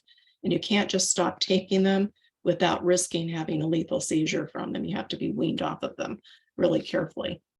So anyway, I always just tell our kids, especially, find really a lot of other ways are out there for you to manage your anxiety. And this is way more than just a chill pill. They shouldn't be taken unless they absolutely are needed and you're very carefully managed by your doctor. Now these drugs, the stimulants, and again, Adderall is highlighted because that one is a very commonly abused medication by teenagers and college students and even adults that are in high demanding jobs. There was a big article several years ago about how often people in the Silicon Valley in particular were attracted to and were using Adderall and these kinds of medications. They can certainly keep you up all night. You can work long hours, and where that's kind of demanded in a work environment, it can be seductive, let's just say. And with our kids, they're using this medication because they want to study for their exams. There's a lot of pressure, internal parental pressure, and even peer pressure to get those good grades that can get them into that amazing college.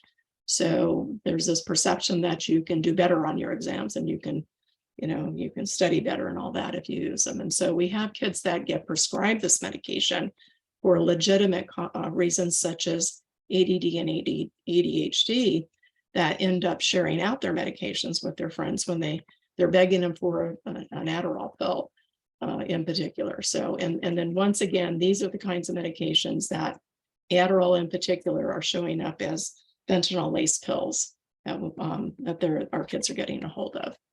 Cough medicine also is abused. It's either going to have alcohol or it'll have codeine in it, which is an opioid. So I do know parents that have really struggled with their kids having this kind of an addiction too. They can overdose from it. And I do know parents that have lost their kids from cop medicine abuse. Then, of course, we've got the opioids themselves, and these are, the most dangerous of them. Percocet is highlighted once again because it is pretty sought after. 30 milligrams strength Percocet, M30s they call them, is another medication that is showing up predominantly out there as a fentanyl, we call it, a potentially fentanyl lace pill. And so kids are getting these, other people are getting these from social media platforms such as TikTok, but really Snapchat is the #1 go-to for this medication. They think they're getting the real thing, and it isn't. It isn't gonna, rarely does it have even any bit of the drug they think they're getting, whether that's Xanax or Adderall or Percocet or any of these other varieties. It'll have binding material of who knows what sort, so it could be just a dud and doesn't have anything other than sometimes not a very nice, ingredient. Even baby formula sometimes can be used, from what I understand, to form the pill, and they're stamped to look just like the real thing. But then they can have just 2 milligrams. If they have 2 milligrams or more of fentanyl, that is enough to take a life, and that's kind of demonstrated in the slide. So that penny, just those few little grams there, you can see is enough to kill the normal person if you don't have an opioid use disorder. The legitimate versus the counterfeit pills, that M30, so that is a Percocet. And I can tell you that there was recently a message left on our messenger board that I picked up from a woman, as it turned out, who was in Concord. She was asking if we knew where she could get some fentanyl test strips. And I'll show those to you in a minute. You can test for fentanyl. And so I said, well, I do have them myself. And if you can make your way out to San Ramon to my house, I can give them to you. And I can also give you some overdose rescue kits, some Narcan. So she did come out. I thought I was just going to hand off the fentanyl test strips and the Narcan kits, but she basically said, here's my pill I found in my husband's stuff, and I would really appreciate it if you would test this pill for me. So I got my test strips out and I tested the pill, and it was a fentanyl. It had fentanyl in it. So I was kind of on the shocked end, so wasn't expecting that necessarily. It looked, I could never have told it was in anything but a really, legitimate pill. It looked perfectly fine, but it wasn't. The line came up within 15 seconds and told us both that her husband was now using fentanyl. We think probably purposely after more conversation. So anyway, fentanyl is out there. It is showing up in everything. The powder format of it is being added to all the street drugs out there you can imagine. It's showing up in heroin, which is kind of like on the downside now. People aren't even looking for heroin now that fentanyl is out there because it's stronger and you can get a bigger high from it. And some people, of course, are looking for fentanyl because of that very reason. It is also being added to cocaine. Now, there's not a lot, a big perception of harm with cocaine with some of our young people. But problem is now the opioid is showing up in the cocaine and meth and MDMA, even in some cases marijuana. That's not coming from a dispensary. It's homegrown, and this stuff can be added to that too. So these fentanyl test strips are out there, and our organization does have them. But we're very careful about how we distribute them. I will not give them to kids because you can literally test the drug that you're thinking you might want to use, and it'll be negative. But that does not mean the rest of the drug that you're planning to use is negative, because the drug cartels are not mixing this stuff universally or uniformly within the drug supply. It's just they throw stuff together and you have no idea what's going on.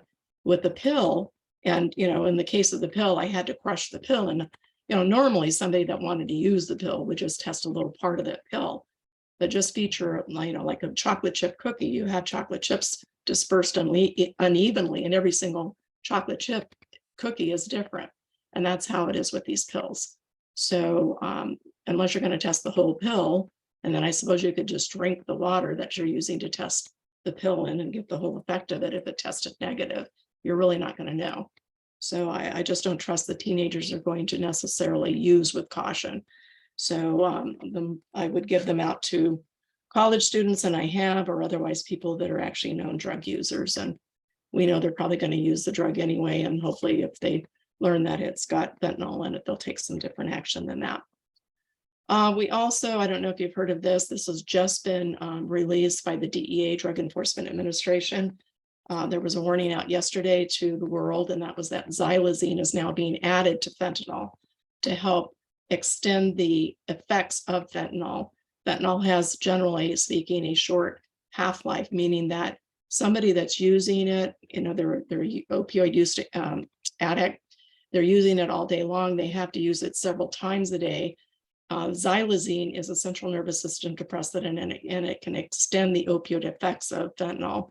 And that's the reason it's being added to it. But it can cause all these horrible things, including such severe skin lesions if it's injected, that it can cause tissue damage that is resulting in amputations and all sorts of other awful things. So moving over to the overdose anecdote, from there, thankfully, naloxone exists. Our organization does distribute the 4 milligram strength nasal spray version. It does come in an intramuscular injectable version also, though. And we just received from the pharmaceutical company that is now distributing 8 milligram strength nasal spray, some of that as well. We're not distributing that yet because a little concerned about it maybe precipitating some acute withdrawals for somebody that is using high levels of opioids. So we're looking at that. There are a couple of little trials being done with some of the stuff we've been in receipt of. In fact, in San Francisco, we gave some of it up to law enforcement there, and they're going to let us know how people react to the stronger medication. The reason it was developed was really because of fentanyl and the fact that it was thought that if you give them a stronger dosage right up front, that it might reverse the fentanyl overdose quicker. It may, we're not sure of that, so we're testing it out. This is what an overdose looks like. Mostly the breathing is really either almost not there at all. It's very slowed or it's shallow or it's stopped. And then all of these other things can be possibilities too, depending on how far down the path of overdose they've gone. It's important that we get, try to shake them, get them to be alert again. So you're calling their name, you're trying to, tap them, yell at them, whatever you have to do. This is a sternal rub you can do to try to get them to come alert and hopefully start breathing on their own. But you're going to have to call 911 and try to get some help one way or the other, of course. Administering Narcan is really easy. You take it out of the packaging and it's pretty obvious as you look at it. What you need to do, there's just a foil backing on it, you peel off and it very easily peels off. And then you hold the cartridge as shown in the left area there in that photo and just push the pen upwards and it will spray the Narcan out the nozzle into their nose and then almost immediately into their opioid brain receptors. And that should hopefully shove aside the opioid, whether it's prescription opioids or it's the illicit form of them, either heroin or fentanyl. It works on any of the opioids. It doesn't matter if they're illicit or not. And so if they're not breathing, of course, you're going to give them CPR. You're going to do what you can to get oxygen into their system. And if they don't start breathing within 2 to 4 minutes, you go back over to them and give them a second dose of Narcan. Our kits do have 2 doses, as would be the case if you went into a pharmacy and bought a box of Narcan. There's always 2 doses in there. Once you push the pin, it's done. So you do have to move over to the second cartridge. You want to put them in this rescue position in case they vomit. They want aspirin on their vomit, of course, and you see their nose and the mouth is clear to take in as much air as they can possibly take in once they get at least semi-stable. Naloxone is only going to last for 30 to 90 minutes. And so that means they could overdose again, depending on how much opioid is in their system and how much is dissipated by the time naloxone does wear off. They could wake up combative. I just today I was in a session with the CHP talking about all this stuff for most of the day. And they talked about how they've encountered people that have been combative when they woke up. They won't remember they overdosed. They won't really know what's going on. So you're supposed to give them a little bit of space and just try to talk calmly to them and calm them down. Ideally, they're going to go to the ER because there they can be stabilized. Our hospitals in all of our surrounding counties here have substance use navigators. So once they've been stabilized in terms of their overdose, they'll actually be able to talk to a substance use navigator, a son who will help them find resources that they may need if they're ready for treatment, if they have a substance use disorder, or whatever other services they may need from the county or whatever. Naloxone's only going to work on an opioid-related overdose, but because so much of the drug supply is tainted with fentanyl now, which is an opioid, it's just better to go ahead and use Narcan, or naloxone in any form, but Narcan is what's most predominantly out there. So if in doubt, just use it. It's not going to hurt them. The FDA just met about 3 weeks ago to have a conversation about whether this medication is safe enough to be made available over the counter. And their advisory board 100% voted that it be. So we are expecting an announcement soon that it will be literally on the shelf at the pharmacies. You can get it there now, but you do have to get it from behind the counter. You don't need a prescription, but you need to get it from the pharmacist, who will give you some training on how to use it. We think that everybody should have a kit now. The reality is we're seeing overdoses in public places. It could be somebody it may not be. But if we have enough of us carrying Narcan, we can hopefully make a difference and save lives along the way. Another way you can get it other than through our organization. So if anybody here wants it, I am in San Ramon, and I'm happy to make it available to anybody on the call here who we can get it to. Otherwise, Naloxone for All is highlighted because you can actually go on their website as shown here and watch a short video, training video, take a short test about that video, give some basic info, and they'll mail free naloxone to you. 911, we do have a Good Samaritan law, so that means you don't have to worry about, oh, am I making the right decision or not if something happens or goes wrong. As long as you're acting in good faith, you're not going to be in trouble. And I tell this to kids especially because there have been so many young people that have just left the scene and not made that call even because they were under the influence and they didn't want to be in trouble with law enforcement. So, especially for them, we need to have them understand that they need to make the call and do the right thing, save a life. As far as action you can take, just continue to educate. And again, as I mentioned right up front, now that you know what I've shared, I hope that you'll share it out. Everybody can make a difference in that way. And if you have medications in your home, please keep them locked up. Little kids, especially if you have kids, grandkids, boy, they are climbers. They get into stuff, as you all know, I'm sure. And they can easily get a hold of medication. And it looks pretty. It looks like candy. And they think it is. They just down it. We have at least 50,000 kids a year that end up in the ER with the poisoning because of medications that just aren't managed properly. I hope you all know that you can take your meds to any of our police stations in the area. CVS, they accept meds. We also have our Safeways with bins by the prescription counter. So it's easy to get rid of medications. Just get rid of them if they're expired. If you have them in your home and you don't need any more, you can always get more. You just get rid of them so there's not an attractive nuisance sitting there. These are alternative treatment options for pain issues and anxiety or sleep issues. Sorry.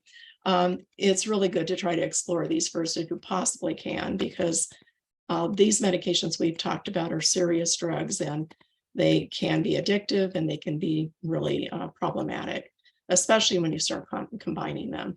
So we want to do what we can to avoid them if we at all can. And then this is a crisis center helpline. I don't know if you've heard about, just came on board. I think it's been maybe even less than a year, but for mental health emergencies, this is now a nationwide number we can all call to get help, either for yourself or for somebody you care about and you're concerned about.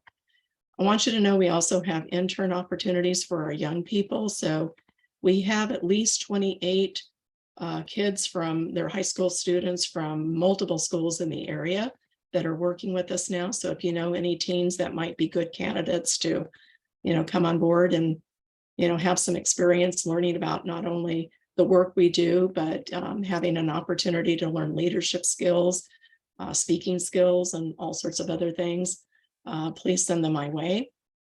These are great parent resources.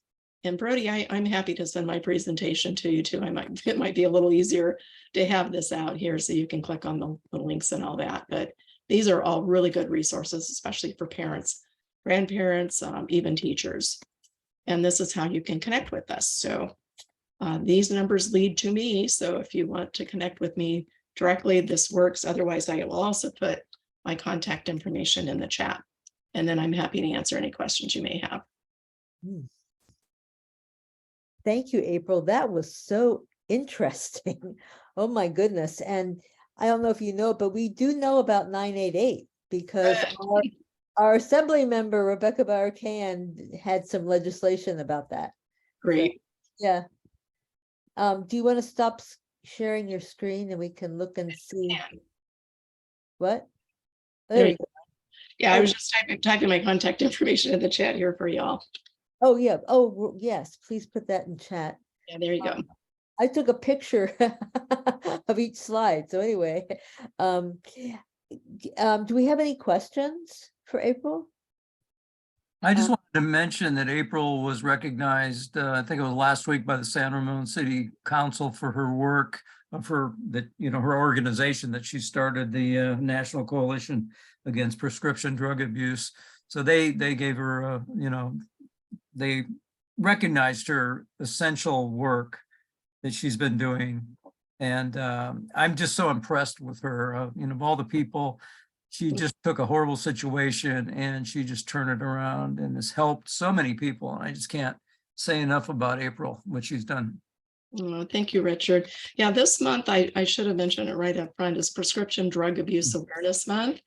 And so the resolution we accepted, and actually this past Tuesday, I accepted one from the Danville Town Council as well. And we're doing that all around the county. But I worked actually with Senator at the time, now Congressman Schiff, to pass legislation that established March as Prescription Drug Abuse Awareness Month.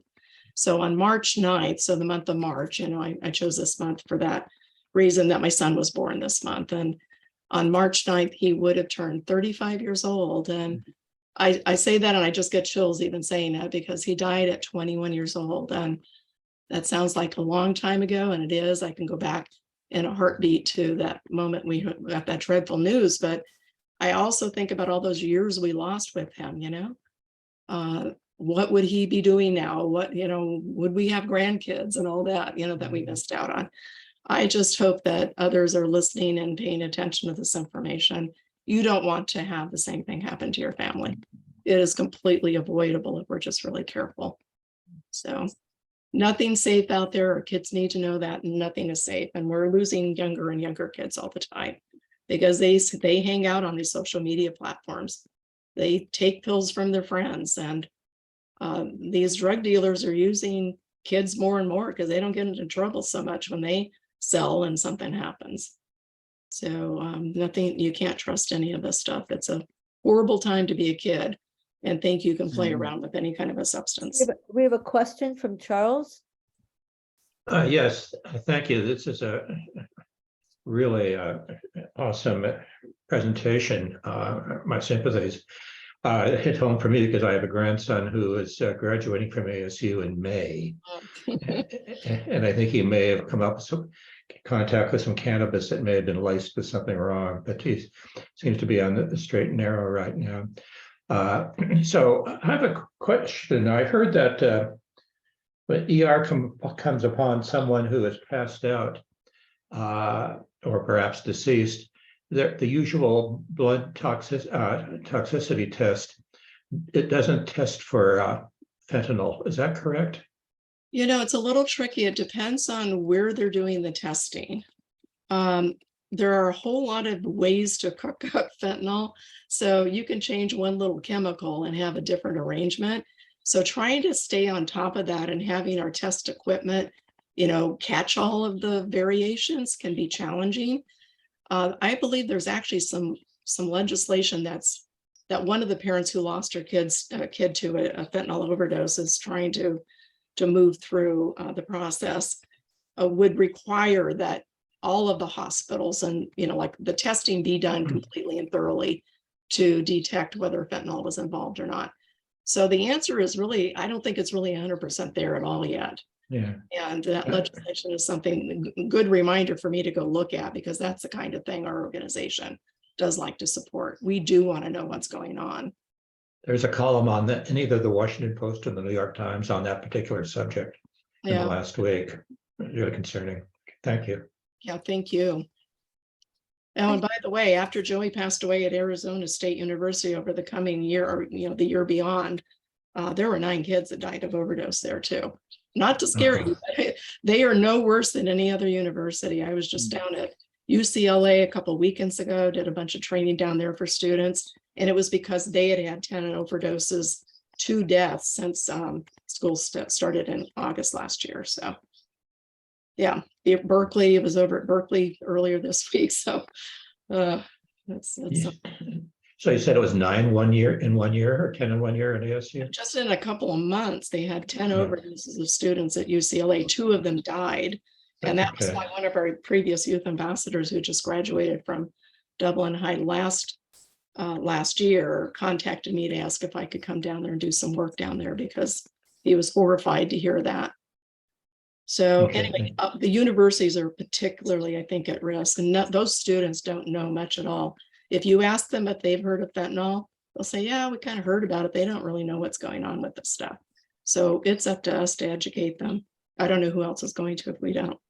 No, thank you. Mm-hmm. Mostly you've talked about how, the students get it and they're using all these pills. But in the beginning, you mentioned prescription drug overdoses. Mm-hmm. So if the doctors are prescribing these drugs, maybe we should educate the doctors to educate their patients more. I mean, if they won't do it, then we need to hire therapists to do it. I mean, it just seems crazy that the people should get a prescription drug and not know exactly what to do about it. I totally agree. Yeah, we've worked with the ACCMA, which is the Alameda Contra Costa Medical Association, for the last 7 or 8 years to educate doctors and actually to try to drive down the opioid dispensing levels. And we've actually succeeded in a big way. They are way down from what they were, but they are still not educating their patients as well as they need to. One thing I've seen really positive happen, though, or evolve, is that more doctors now are starting to prescribe Narcan when they prescribe an opioid. So some of them are having conversations with their patients, which is really positive. Okay. Not all of them, but some of them are. We like to see, we would want all of them. The other thing is that there is now a system in place that through the legislative work, in fact, Senator DeSaulnier at the time and I helped work on, as well as some other members who have been impacted of our community had been impacted by this issue. The CURES program is a prescription drug monitoring program. And now doctors, because of this legislation, are required to look in the system to see if people have been doctor shopping. And, if they're using multiple doctors to get multiple prescriptions because they have a problem, or they just want to get them and sell them. That happened before too. They can't do that now. So that's why, unfortunately, the unintended consequence is people have moved out to the street to go first initially to heroin and now fentanyl. So there's been that evolution. Those kinds of drug overdoses are happening more predominantly than prescription meds, but it's because there's more controls over them now. And there is some level of education. I can't educate everybody, but it's not just me educating now. There are others out there too, which helps. That's interesting. You said the doctors are required to look to see if their patients have been doctor shopping? They're supposed to look, if they're going for a new patient or first time they're going to prescribe opioids to somebody, they're supposed to look in that system. They're required to do that by law. That's good. Yeah. Are there any other questions? Okay. Thank you so much. I've learned so much, and we need to go share this information with everyone. Yeah. And if anybody wants Narcan kits, I've got them available, plenty in stock, and my contact information I provided in the chat. So let me know if you want a kit. I'm happy to give that too. And also fentanyl test strips. We purchased a bunch of those too. So I've got those on hand as well. Thank you. You have wonderful PowerPoint and wonderful presentation. Thank you so much for joining us. Thank you, April. Welcome. Thank you all. Good night. Good night. Okay. Well, we've had a big night. Right now, we just have a little bit of club. Well, I wanted to give you some club news. And that is, Cecilia, could you put the information about Mark DeSaulnier is having a, I guess it's a fundraiser, an event tomorrow. I'm looking for my notes.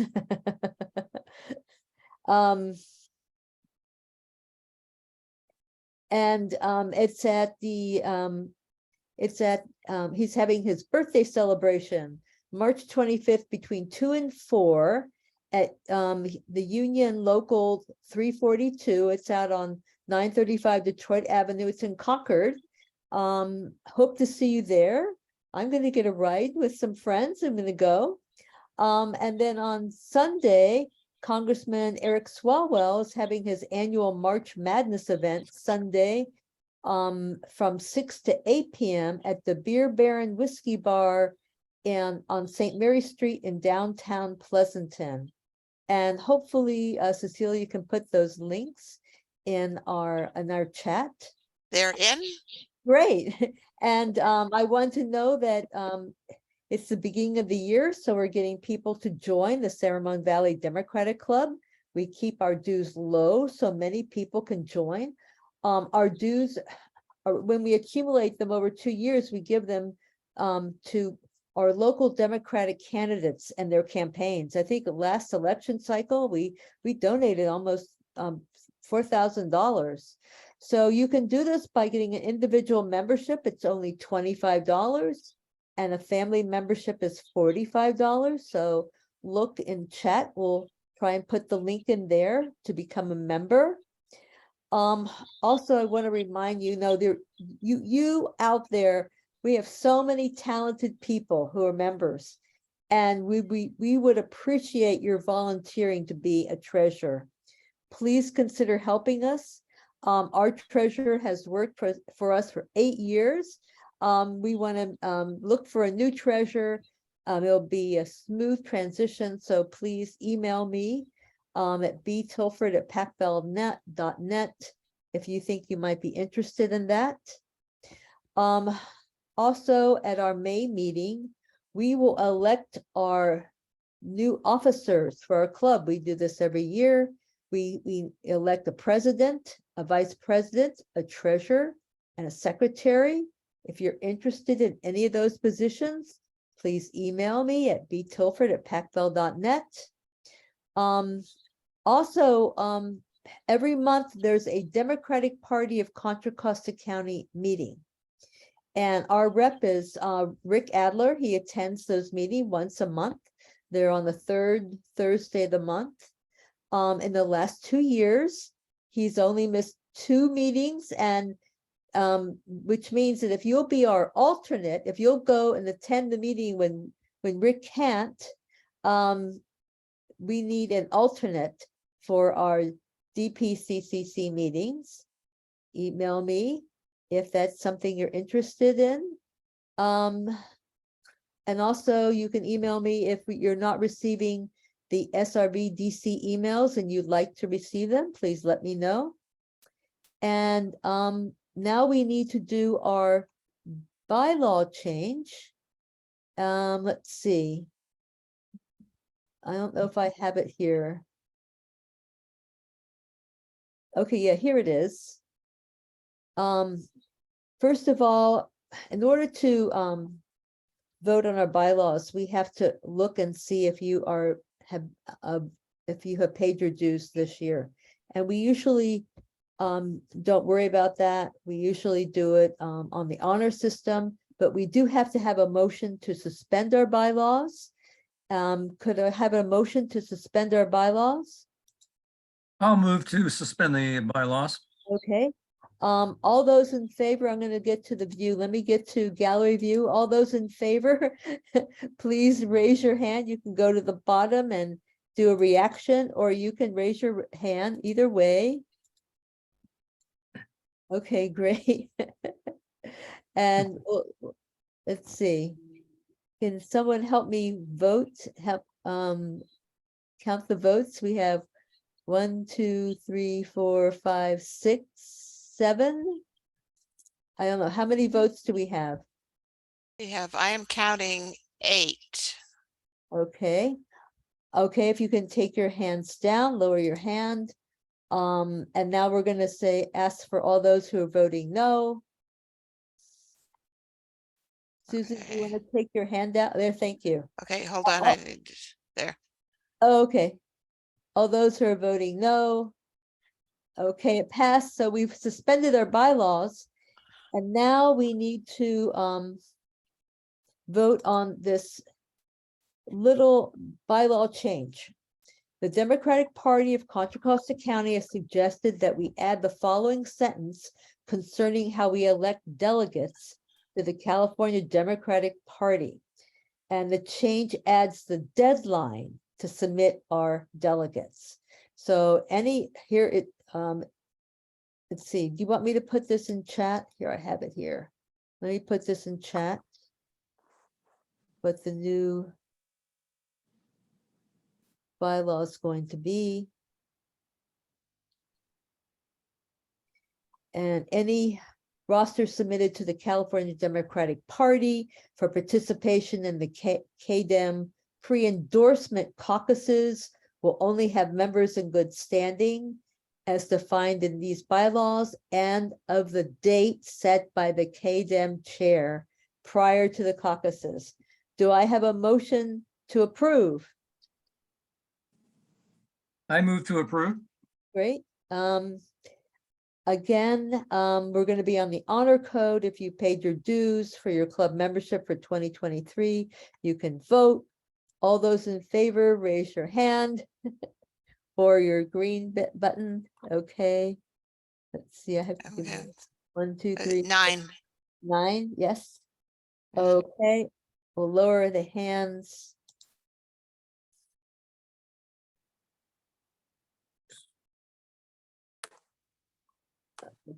Okay. All those opposed, please signify by raising your hand. Okay, there's none. Okay, thank you so much for helping us pass our bylaw change. Yeah. PCC will be so Thanks happy. for hanging in there. Yes, and thank you for continuing to be at our meeting to help us with our vote. Thank you.